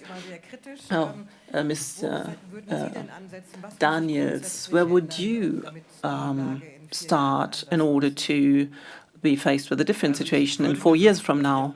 Well, I would like to, or like all of us, to review our routines and to leave our routines. Of course, this is just a general statement, and everyone who has already attended further education seminars, then you're always asked, well, please reconsider your routines. But I think that we in Germany are still too much based on routines. I see it in my own office, I see it in the media, that we always try to put a band-aid on things. So when I talk to different colleagues about citizen participation, then people say, well, we have a great exchange with our readers, they send us letters, but this is something that has been around for many decades. And maybe we should think about a different kind of contact, because we see that there is a huge demand of the people to participate, to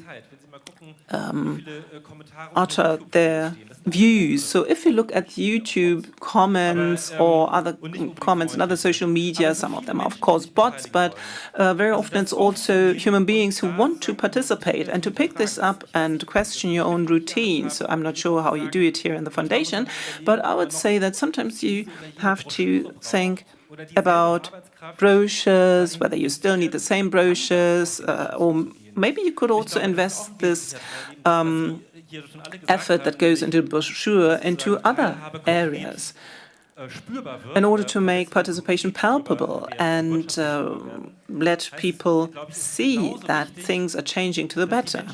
So I think it's equally important that people have the impression, not only the feeling, but that they see that they can contribute, that they can have a say, that nothing is imposed on them, that people simply say, okay, let's have a talk, but then they leave again and do whatever they want to do. So I think we have to reconsider this approach. And I think this is really a major part when it comes to defending ourselves against the populist movements, because what we see, and this does not only refer to the parts in our country where the AfD is quite prominent, but it's also in other areas where the AfD is on the marketplace. They hand out a currywurst, for example, or a balloon for the children, which can play around with that. So where are the other parties when it comes to these encounters?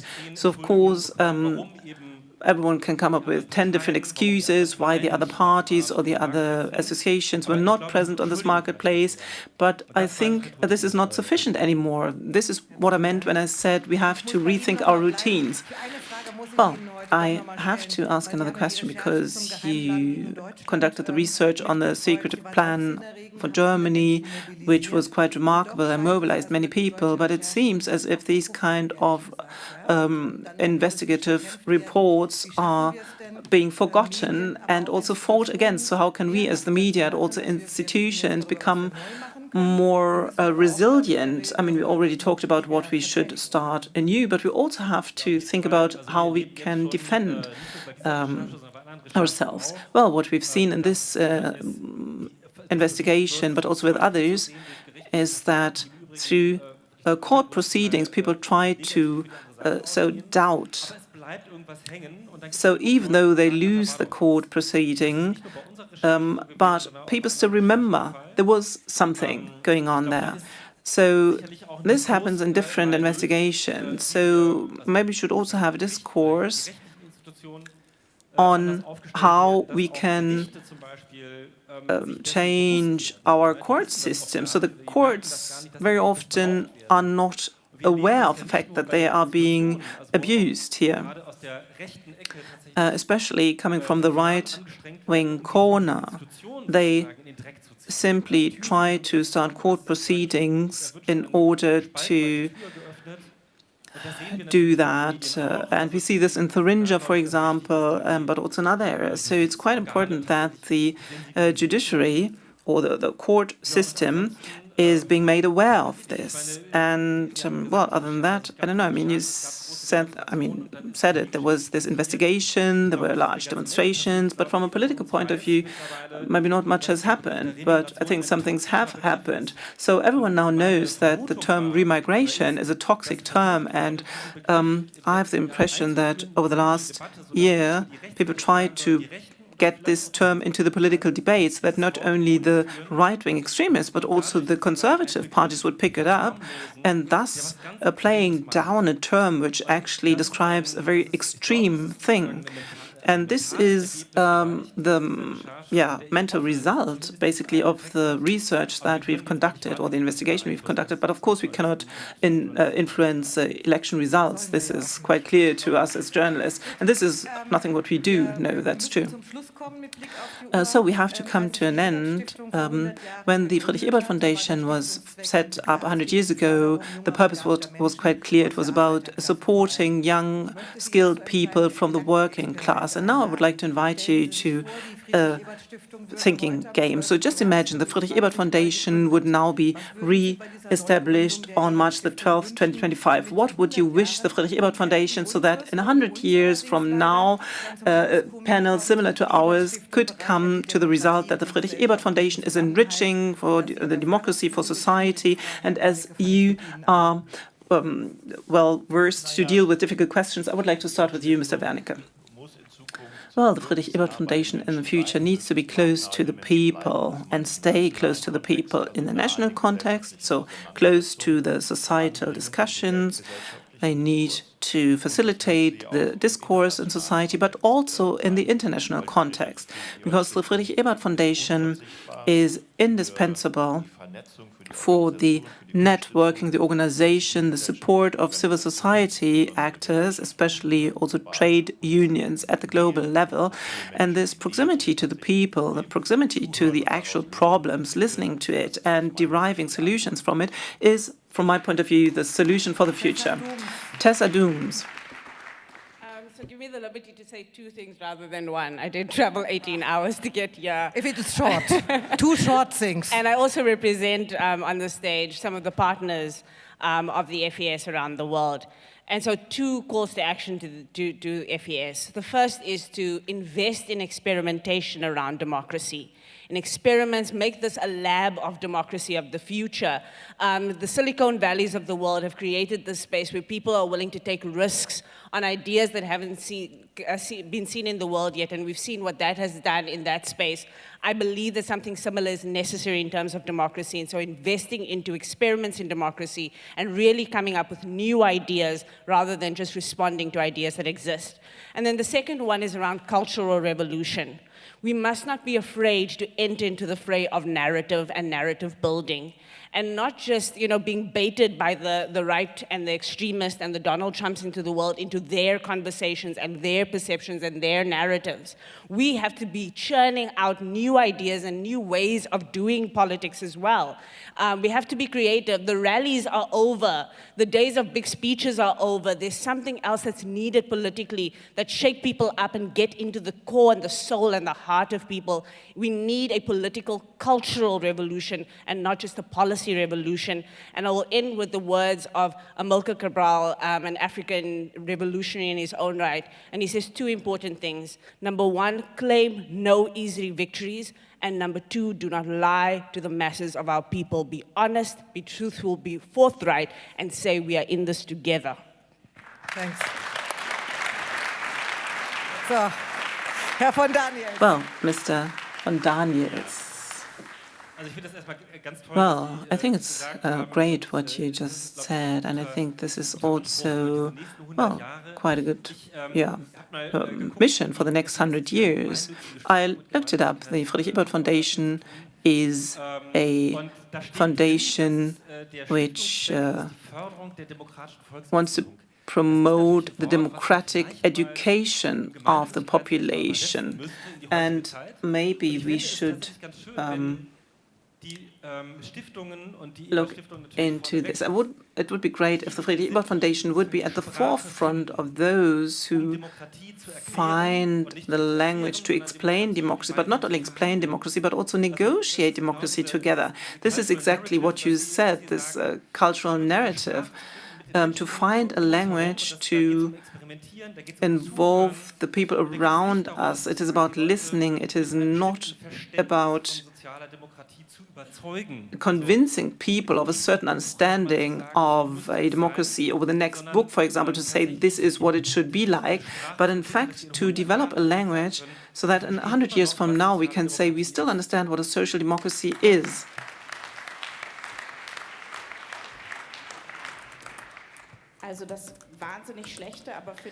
Well, the bad thing, but good for this answer, is that we are not yet there. And I think when the Friedrich-Ebert Foundation is quite determined in its way, how it champions young people from the working class and makes sure that it is not being accepted, that they are being overlooked and left behind, especially the young people whose parents cannot take care of it themselves, then we would already have made a lot of progress. And if you still had a department left, then it would be great if you could look into the taxing of wealth. Well, thank you very much to this panel and your contributions. I'm quite sure that the Friedrich-Ebert Foundation will easily be able to cover the next 100 years, and it's quite fitting that Unibras will now play Don't Stop Me Now.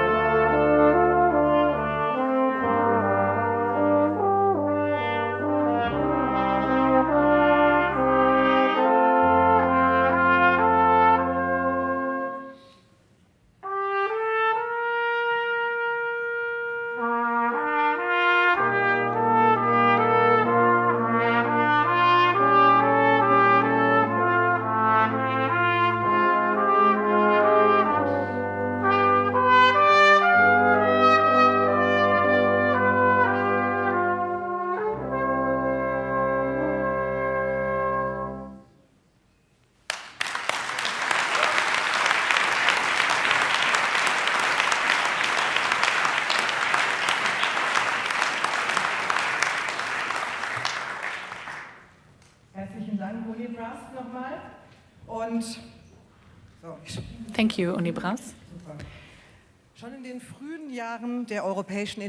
Well, even in the early days of European integration, the Friedrich-Ebert Foundation was a founding and driving force of the vision of a democratic and social Europe. 1973, the Portuguese Socialist Party was founded in Bad Münstereifel with the support of the Friedrich-Ebert Foundation. And today, Antonio Costa, the former Premier of Portugal, is our guest and the now President of the European Council. He is able to do compromises, and in the face of the challenges to the European community, I think that is a good characteristic. At the same time, it takes a lot of courage to empower Europe. And as a president of the European Council, he knows what the power of a unified Europe is. After him, Martin Schulz will give another speech. As a convinced European, he was president of the European Parliament, and 10 years ago, he already called for more European integration. But first, let's listen to Antonio Costa.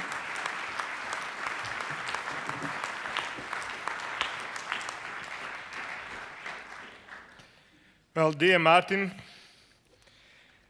dear friends, Genossen und Genossinnen, it is a great honor to be here today, and really a pleasure for me to congratulate you on the 100th anniversary of the Friedrich-Ebert-Stiftung. I'm among friends, among social democrats, among fellow Europeans. The history of the Friedrich-Ebert-Stiftung goes back to one of the most progressive democracies, one of the most advanced republics, founded here in Germany in 1918. A republic to a great extent created by social democrats reflecting their values. Social justice, women's suffrage, public education, social welfare, rule of law, and humanism. Those social democratic values survived the most ruthless onslaught under fascism, and after World War II found a new vigor. They gained a new lease of life in the Bad Godesberg Congress in 1959, which was a source of inspiration for social democrats all over the world. For this, the network of Friedrich-Ebert-Stiftung played an essential role. It promoted creative reflections and the progressive programmatic consolidation through its tireless internationalist engagement. Allow me to speak a little about the experience of the country I know best. The Friedrich-Ebert-Stiftung was decisive in Portugal's rise from a dictatorship that lasted 48 years to a stable democracy, a dynamic economy, a robust welfare state, and a full member of the European Union. 1 year before the Democratic Revolution in 1973, the Portuguese Socialist Party was founded in exile here in Germany in the premises of the Friedrich-Ebert-Stiftung in Bad Münstereifel. The support for the Stiftung and the personal engagement of Willy Brandt and Helmut Schmidt were decisive during the revolutionary process to defeat totalitarian forces and to ensure the triumph of democracy under the leadership of the Socialist Party and Mário Soares. We will never forget your friendship and support. 50 years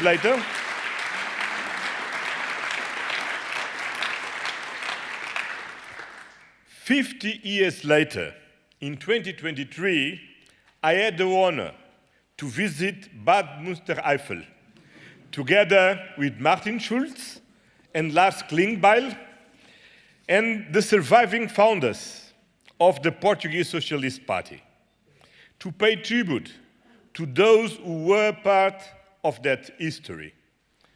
And Olaf Scholz was the guest honor of the 5th anniversary of the foundation of the party, which took place in Lisbon.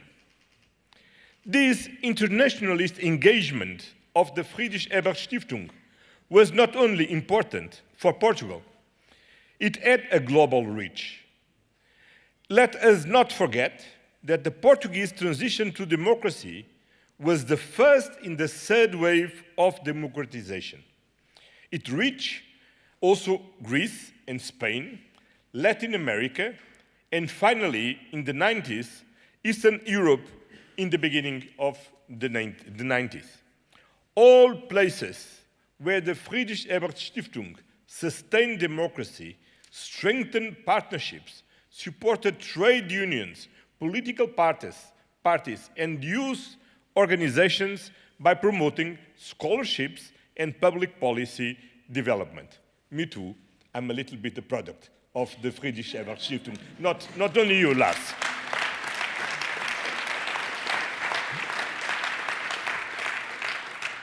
We know well the great value of this foundation, of its network, of its commitment, of its 100 years of work. Your impact changed the course of history. I believe it will continue to do so. Dear friends, social democratic values are as relevant for the present as they were 100 years ago, because our democracies are under threat. War has dramatically returned as a geopolitical tool to advance national interests, to redraw borders, to violate international law, to impose an imperial revival by force. Protectionism and economic coercion are being used to bully others, which can only result in more inflation. Tariffs are taxes imposed to consumers and companies. Massive disinformation is threatening our democratic processes. On top of this, new technologies are disrupting the public space, increasingly controlled by a new class of businessmen richer than most of the nations in the world, with tremendous economic and political power. Claiming that freedom of speech has been restricted when in reality they are building monopolies, interfering in editorial lines, pushing their content more than others, pursuing that private interests and putting their perverse business logic over the common good. Freedom of speech has been hijacked by a non-elected oligarchy acting in the name of freedom of speech. As Alexander Hamilton reminds us, give all power to the few and they will oppress the many. So the danger lies not just outside, but also within our democracies, which will die in darkness if we remain passive. Populism is our main adversary, and populism is fed by inequalities, uncertainty, and fear. And that's why, dear friends, social democracy is still so important today. We must respond to the threat to our democracies by providing citizens with reassurance and confidence in the future. Solidarity is the glue that holds our societies together. In good times and bad times, during COVID, during the financial crisis, during high inflation, during war, when no one is left behind, when everyone has a safety network provided by a welfare state, that makes us all stronger, and that makes society just. when the good side of humanity comes out to stand together against injustice, against selfishness, against hardship, reinforcing our sense of community, of support to each other, to kindness and empathy. When we remember that we all belong to a society, to a European common home, to a human community, and that we are not just individuals by ourselves. Societies are fragmenting because some want to pit us against each other. And solidarity sometimes seems like a relic of the past. But solidarity is needed more than ever, not less. Empathy, social democracy is the political recipe in fragmented societies.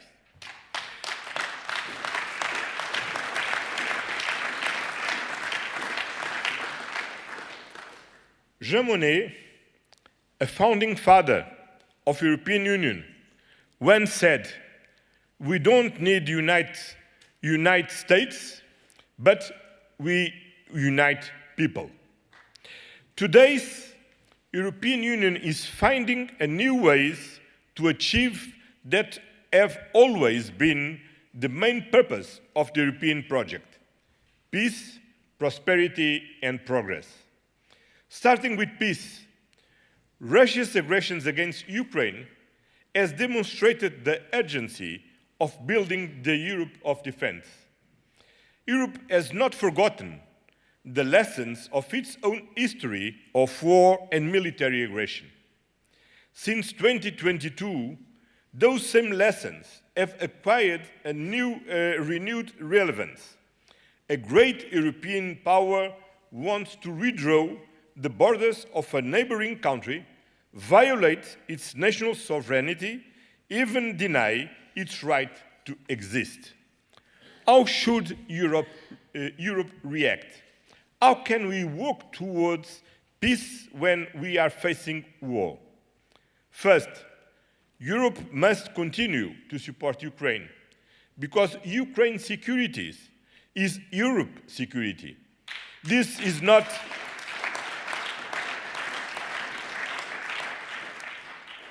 not a slogan.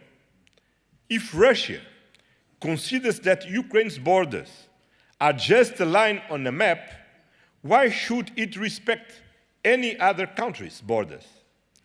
By supporting Ukraine, we are supporting the United Nations Charter, the international rules-based order in Europe and beyond.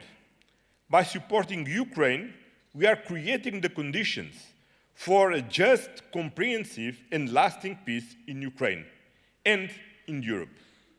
Second, Europe must acquire the means to defend itself against military aggression. That means we need to invest more in defense, but we must do so a way that is truly European, focusing especially on those capabilities that are necessary for our collective security, like air and missile defense and electronic warfare. We must do so in a collaborative way, through aggregation of demand, harmonization of requirements, and joint procurement, with the aim to reduce overall costs, ensuring standardization and interoperability. Third, Europe must become more sovereign, more responsible for its own defense, and more able to deal autonomously with immediate and future challenges. During COVID, we learned that we were dependent on the goodwill of others for our masks, our medication, our vaccines. We are now learning that same lesson when it comes to the defense sector. That means that we need to reinforce our own defense industry. Which brings me to the second purpose of the European project: prosperity. Security and prosperity are two sides of the same coin. Investing in European defense also means investing in innovation, in our industry, in jobs for our citizens. At the same time, Europe needs a strong competitive economy to defend its interests in the challenging global context. When it comes to European prosperity, we have reasons to be proud of our achievements so far. At the same time, European citizens want Europe to remain competitive. They want well-paid jobs to stay in Europe. They want our innovative industries to thrive. Indeed, there is a growing anxiety in Europe about falling behind the global competition. And the European Union is responding to those challenges, which were well described in the Letta and Draghi reports, but we have moved from diagnosis to action. We are doing so by focusing in simplification to ensure that national and European rules and regulations do not create an excessive administrative burden for citizens and companies. We are doing so by protecting European citizens and companies against high energy costs and by working towards a genuine energy union. Europe's energy challenges are structural, and so too must be the solutions. Those solutions must ensure that Europe becomes more autonomous and more efficient by producing more its own energy and by making the geopolitical investment in decarbonization, and by investing in more efficient grids and interconnections to create a truly European energy market. We are also acting by increasing public and private investment. European public investment through the European Recovery and Resilience Facility, for example, private investment through the creation of the Savings and Investment Union to mobilize the savings of European citizens and channel them to startups and Mittelstand. In all these efforts, we are guided by the overarching goals of climate and social sustainability, because that is the third purpose of the European project, progress. Without social and environment progress, economic growth alone can lead to inequality, to poverty, and to injustice. Europe's social market economy remains the best model, the model we need to defend. And the objectives of the European Green Deal, of the climate transition, are generational imperatives. And the European Union cannot and will not abandon them. Let me be clear. But let me be clear. If we want to make sure our societies continue supporting the ambitious objectives of the European Green Deal, we must simplify rules and regulations. Simplification is not a liberal solution, it is the smart solution. This is perhaps the best example of the relevance of social democracy today. Making sure the double digital and climate transitions leave no one behind. We need a fair transition aiming at sustainability as well as at the competitiveness of companies so they can preserve quality jobs and continue to produce affordable cars for the ordinary consumer. This is, I believe, the main task ahead of European progressives, to find new ways to defend timeless values, values that have never lost their relevance since the days of Friedrich-Ebert. And let me add something. If you really heard from the people, the citizens in the marketplaces, in the streets, in the factories, in fact, the progressive people are very concerned with the challenge of the future. And if we want to fight the populism, we need to fight the fear in our society, providing reassurance and confidence in our ability to manage for the future. This is key if you want to preserve the social democracy in the future.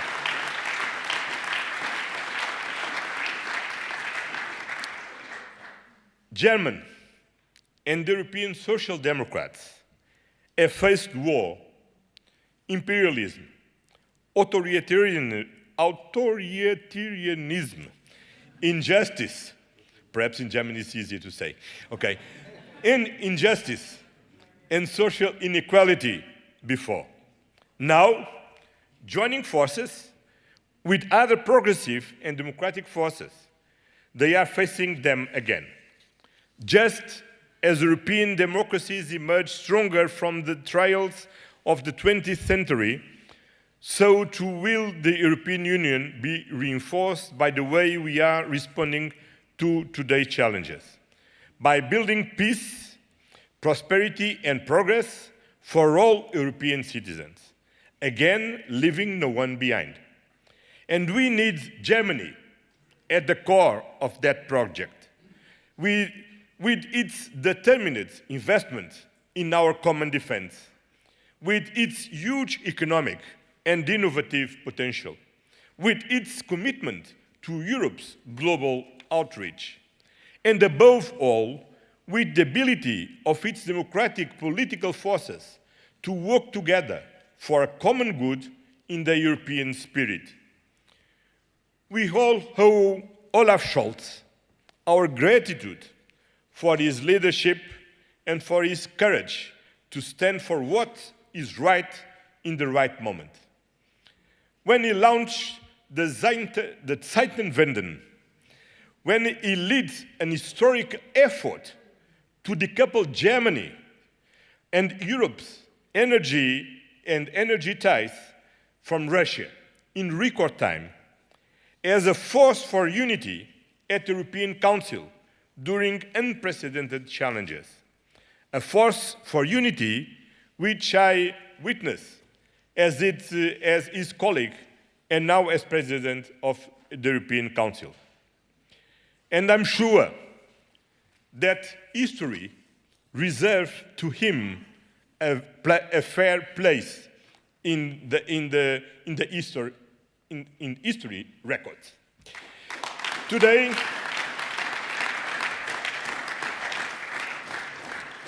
yes, it's true.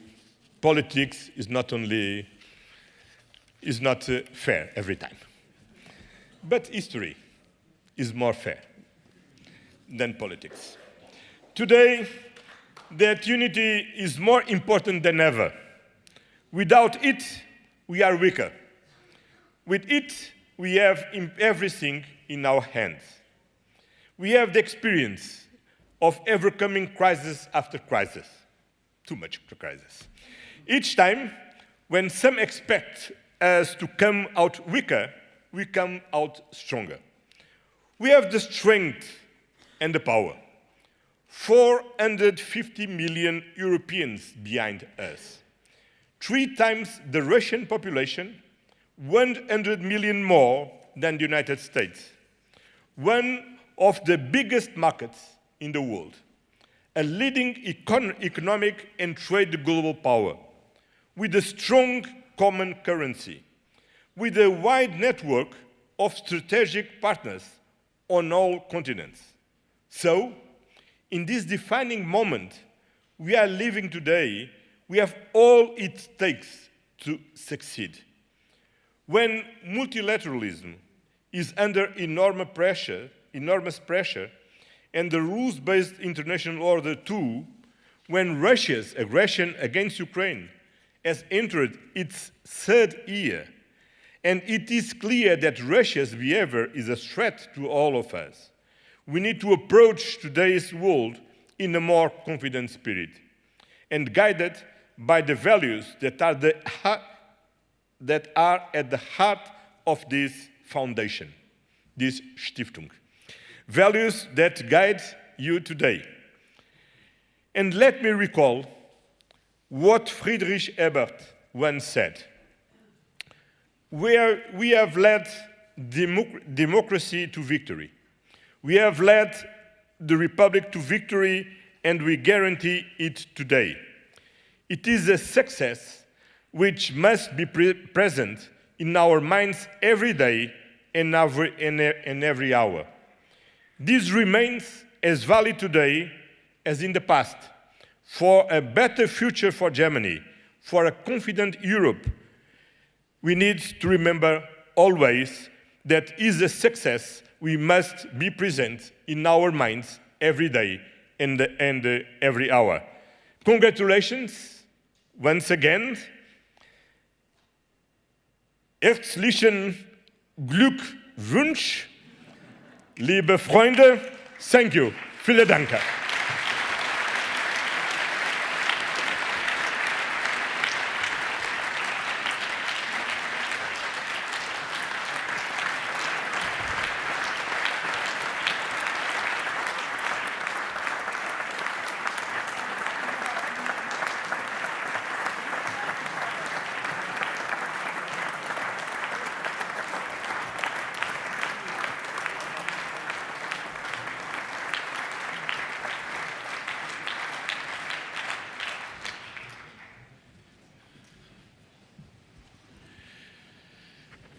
Vielen, vielen Dank, lieber. Thank you so much, für deine großartige Rede. dear Antonio, for your great speech. Ich habe gerade zu Lars Klingbeil gesagt, liebe I just Gäste, said to Lars Klingbeil, dear guests, we have to be cautious as the Friedrich-Ebert Foundation and as the representatives of the foundation that we still fit through the doors in view of the pride that we felt these 2 days. I would like to thank everyone who has come here, everyone who has joined us yesterday in order to celebrate the 100th anniversary together with us. The federal president, the highest representative of our country, of our state, yesterday explained that Friedrich-Ebert looks over his shoulder every day because in his office in Bellevue, on his desk, there's a wonderful bust of Friedrich-Ebert. And I find it great that our name giver looks over the shoulder of our president on a daily basis. So this is quite a good thing. And yesterday we heard that a young man from a working-class family and refugee who immediately after the war came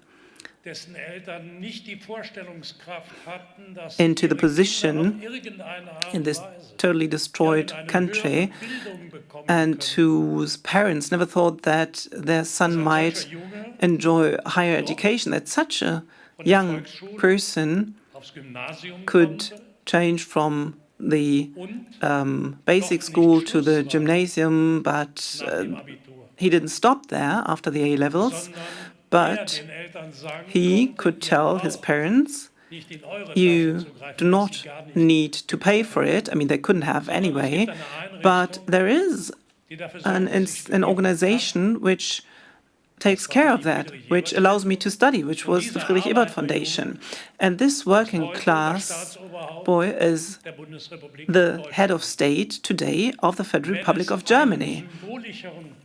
And I don't know if there is a more symbolic story than to invite this former scholarship holder and head of state of Germany here to this event. So the mission of Friedrich-Ebert was exactly that. He wanted to make sure that the children of working class families could advance to the highest ranks in the state, and that we can say on the 100th anniversary now that this was successful is really a reason to be proud.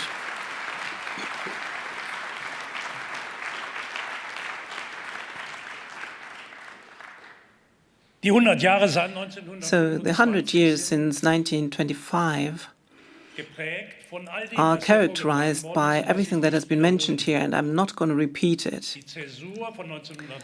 The turn in 1933 to 1945, the ban of the Social Democratic Party and all the institutions connected to it, the trade unions, as well as the foundation. So the endless suffering, which not only was brought to our nation, but the whole continent. And in 1945, people were faced with a country that was turned into rubble and a nation whose name was pulled into the dirt globally. However, our European neighbors managed to, the neighbors who suffered under us, but in 1950 and 1951 they made an offer to Germany. At the time, the coal and steel community, to let Germany become a member only 5 years after the Hitler dictatorship. This was a huge historic gift of the other peoples in Europe to us Germans, and the Federal Republic of Germany has benefited from it and given back something. So in the course of the 75 years of the existence of the Federal Republic of Germany, and now the 35 years after the reinstatement of the state unity, Germany has become a European nation, a nation which has contributed to the European integration. And we, as the Friedrich-Ebert Foundation, have played an important role in this process with regard to the democratization in our country through what we have just heard, which is still part of our mission, which basically says we actively want to motivate the citizens to participate in the democratic life and also to put them into a position in which they can do it, and in our international work to contribute to spreading what we have experienced, the overcoming of fascism and the liberation of peoples. This should also be brought to more countries, and Antonio Costa has already quoted or mentioned Portugal in this connection. And the fact that we could participate in the founding of a party which now has been for 50 years quite considerable and important for Portugal, and has governed Portugal and will hopefully soon once again govern Portugal, and that the former head of the party, with the help of the Friedrich-Ebert Foundation and the Socialist Party, which was founded with its support, and as the mayor of the capital, Lisbon, and as the prime minister of the country, and now as the president of the European Council, is here today, is really a great reason for joy and to be proud. So thank you very much to you, Antonio, our great friend.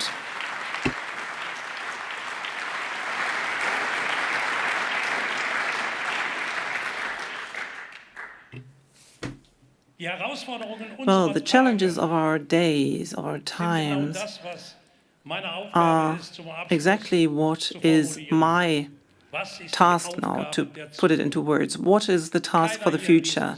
I mean, no one here in this room could have imagined that 100 years after the setting up of the foundation, we are once again confronted with this spirit that Friedrich-Ebert was already confronted with 100 years ago, with the hatred, slander, this despise, the contempt for the individual, the lack of trust in democratic institutions. And Friedrich-Ebert postponed a simple surgery, an appendix surgery, because he wanted to fight against the slander campaign, the smear campaign in front of the courts, because he was the head of state coming from a working class movement. And what do we see today? Hatred, slander, contempt. This has already been mentioned by Lars Klingbeil and Olaf Scholz in their speeches. So what's our task now over the next years? We have to make sure in Germany, in our country, that the spirit that some people like to facilitate, the spirit of destruction,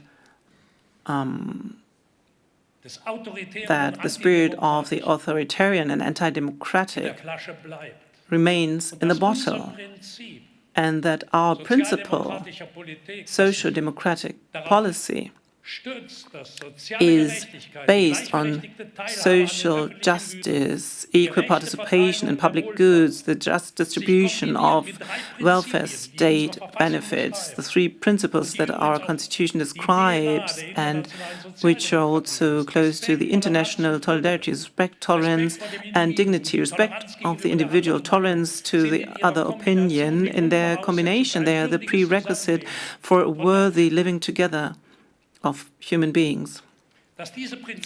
And these principles should not be destroyed, must not be destroyed, and those who want to destroy them should not be given the space. This is our task at the national level. But in a time where the government of one of the largest democracies considers a lack of respect or disrespect a basic principle, and this is my private opinion, also is the lack of humbleness in person. In such a situation, our task for the future is quite clear. The fight for the social security of those who need us as a social democratic movement because no one else is looking after them. Ms. Rodriguez, you have described it quite nicely, not only in your books, also today on the panel. So, Social Democrat Johannes Rau has said, we are the protective force of the small people. I know this has been criticized because who wants to be part of this group of small people? But maybe we can find a better term than small people. But it's exactly these people who you have described in this panel discussion, those who do not have anyone who's going to defend them except for us as the Social Democrats. So, the wonderful saying, let's take care of those who let their money work for them instead of for those who work for their money. I mean, this is totally wrong. I mean, we have to take care of those who go to work on a daily basis and have to work for their income, and we have to be the protective force of those people. This is exactly what it is about at the Friedrich-Ebert Foundation.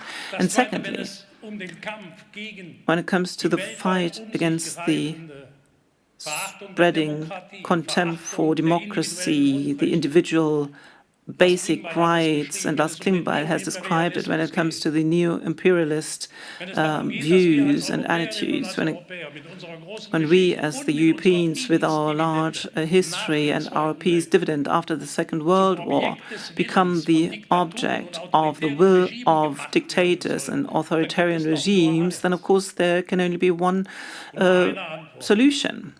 One answer, which for me personally, but the employees at the Friedrich-Ebert Foundation know it from their own experience because they hear it from morning till night from myself.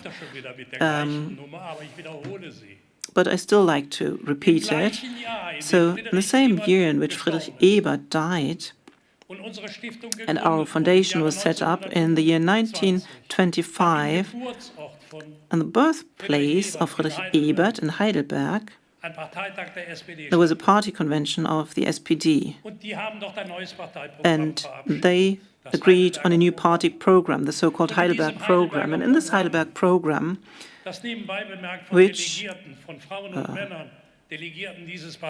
was passed by men and women, by the delegates who 7 years earlier experienced the end of the Second World War, and there were many delegates who fought in the trenches and had seen how people die, and where regiments were sent to war, and the cold military technology which they were faced with. They knew, of course, what was happening, be it British, French, or others who fought. So the delegates wrote into the party program, we want to achieve a unification of Europe. And they had the reasons. And if we had the United States of Europe, of course, it would be much easier for us to stand up against the president like the one in Moscow or in Washington.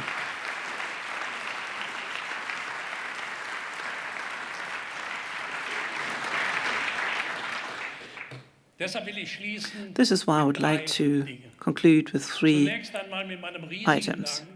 First of all, I would like to say a big thank you to the staff of the Friedrich-Ebert Foundation who have made these 2 days possible. This was a huge effort they had to make.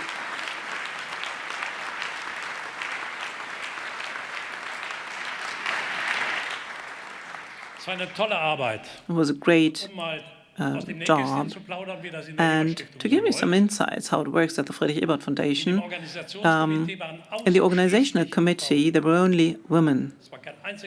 There was no man on the organizational committee. This means that regarding the gender debate of the organizational committee, one side won 100%. So thank you very much to the organizational committee.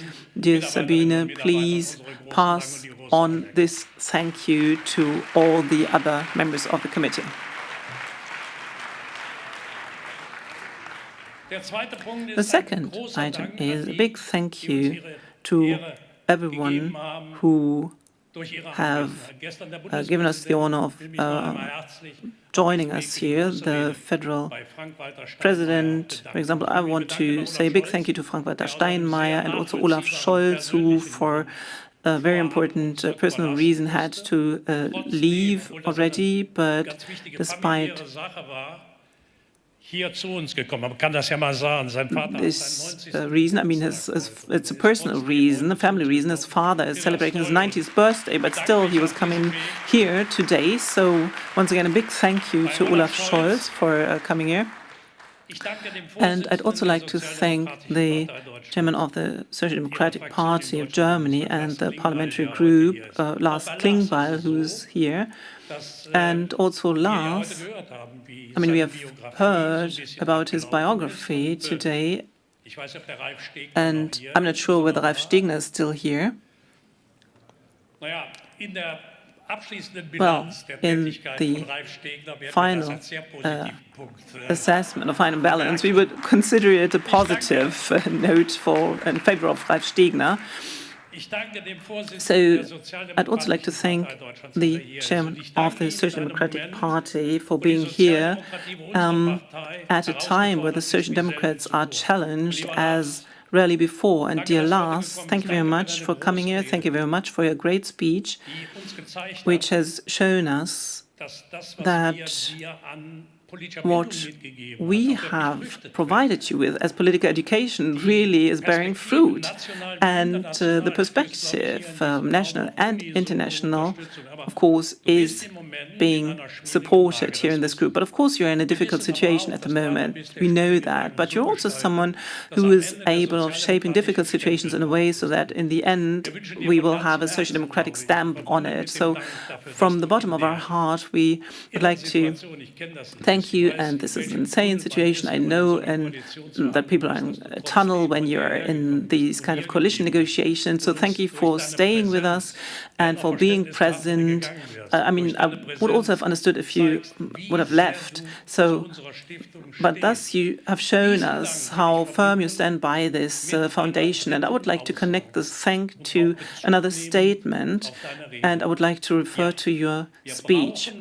Yes, apart from the military security, we need another component in the field of security. We called it the soft element and said that we should set up a new North-South Commission. And of course, we need the will for it to go through with it politically.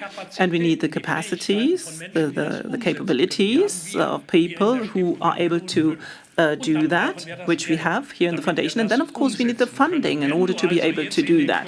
So when you go back to the coalition negotiations, you might want to take the next steps, and we know that you can self-assert. So then, dear Lars, the next 100 years are full of sunshine for the Friedrich-Ebert Foundation. Thank you very much.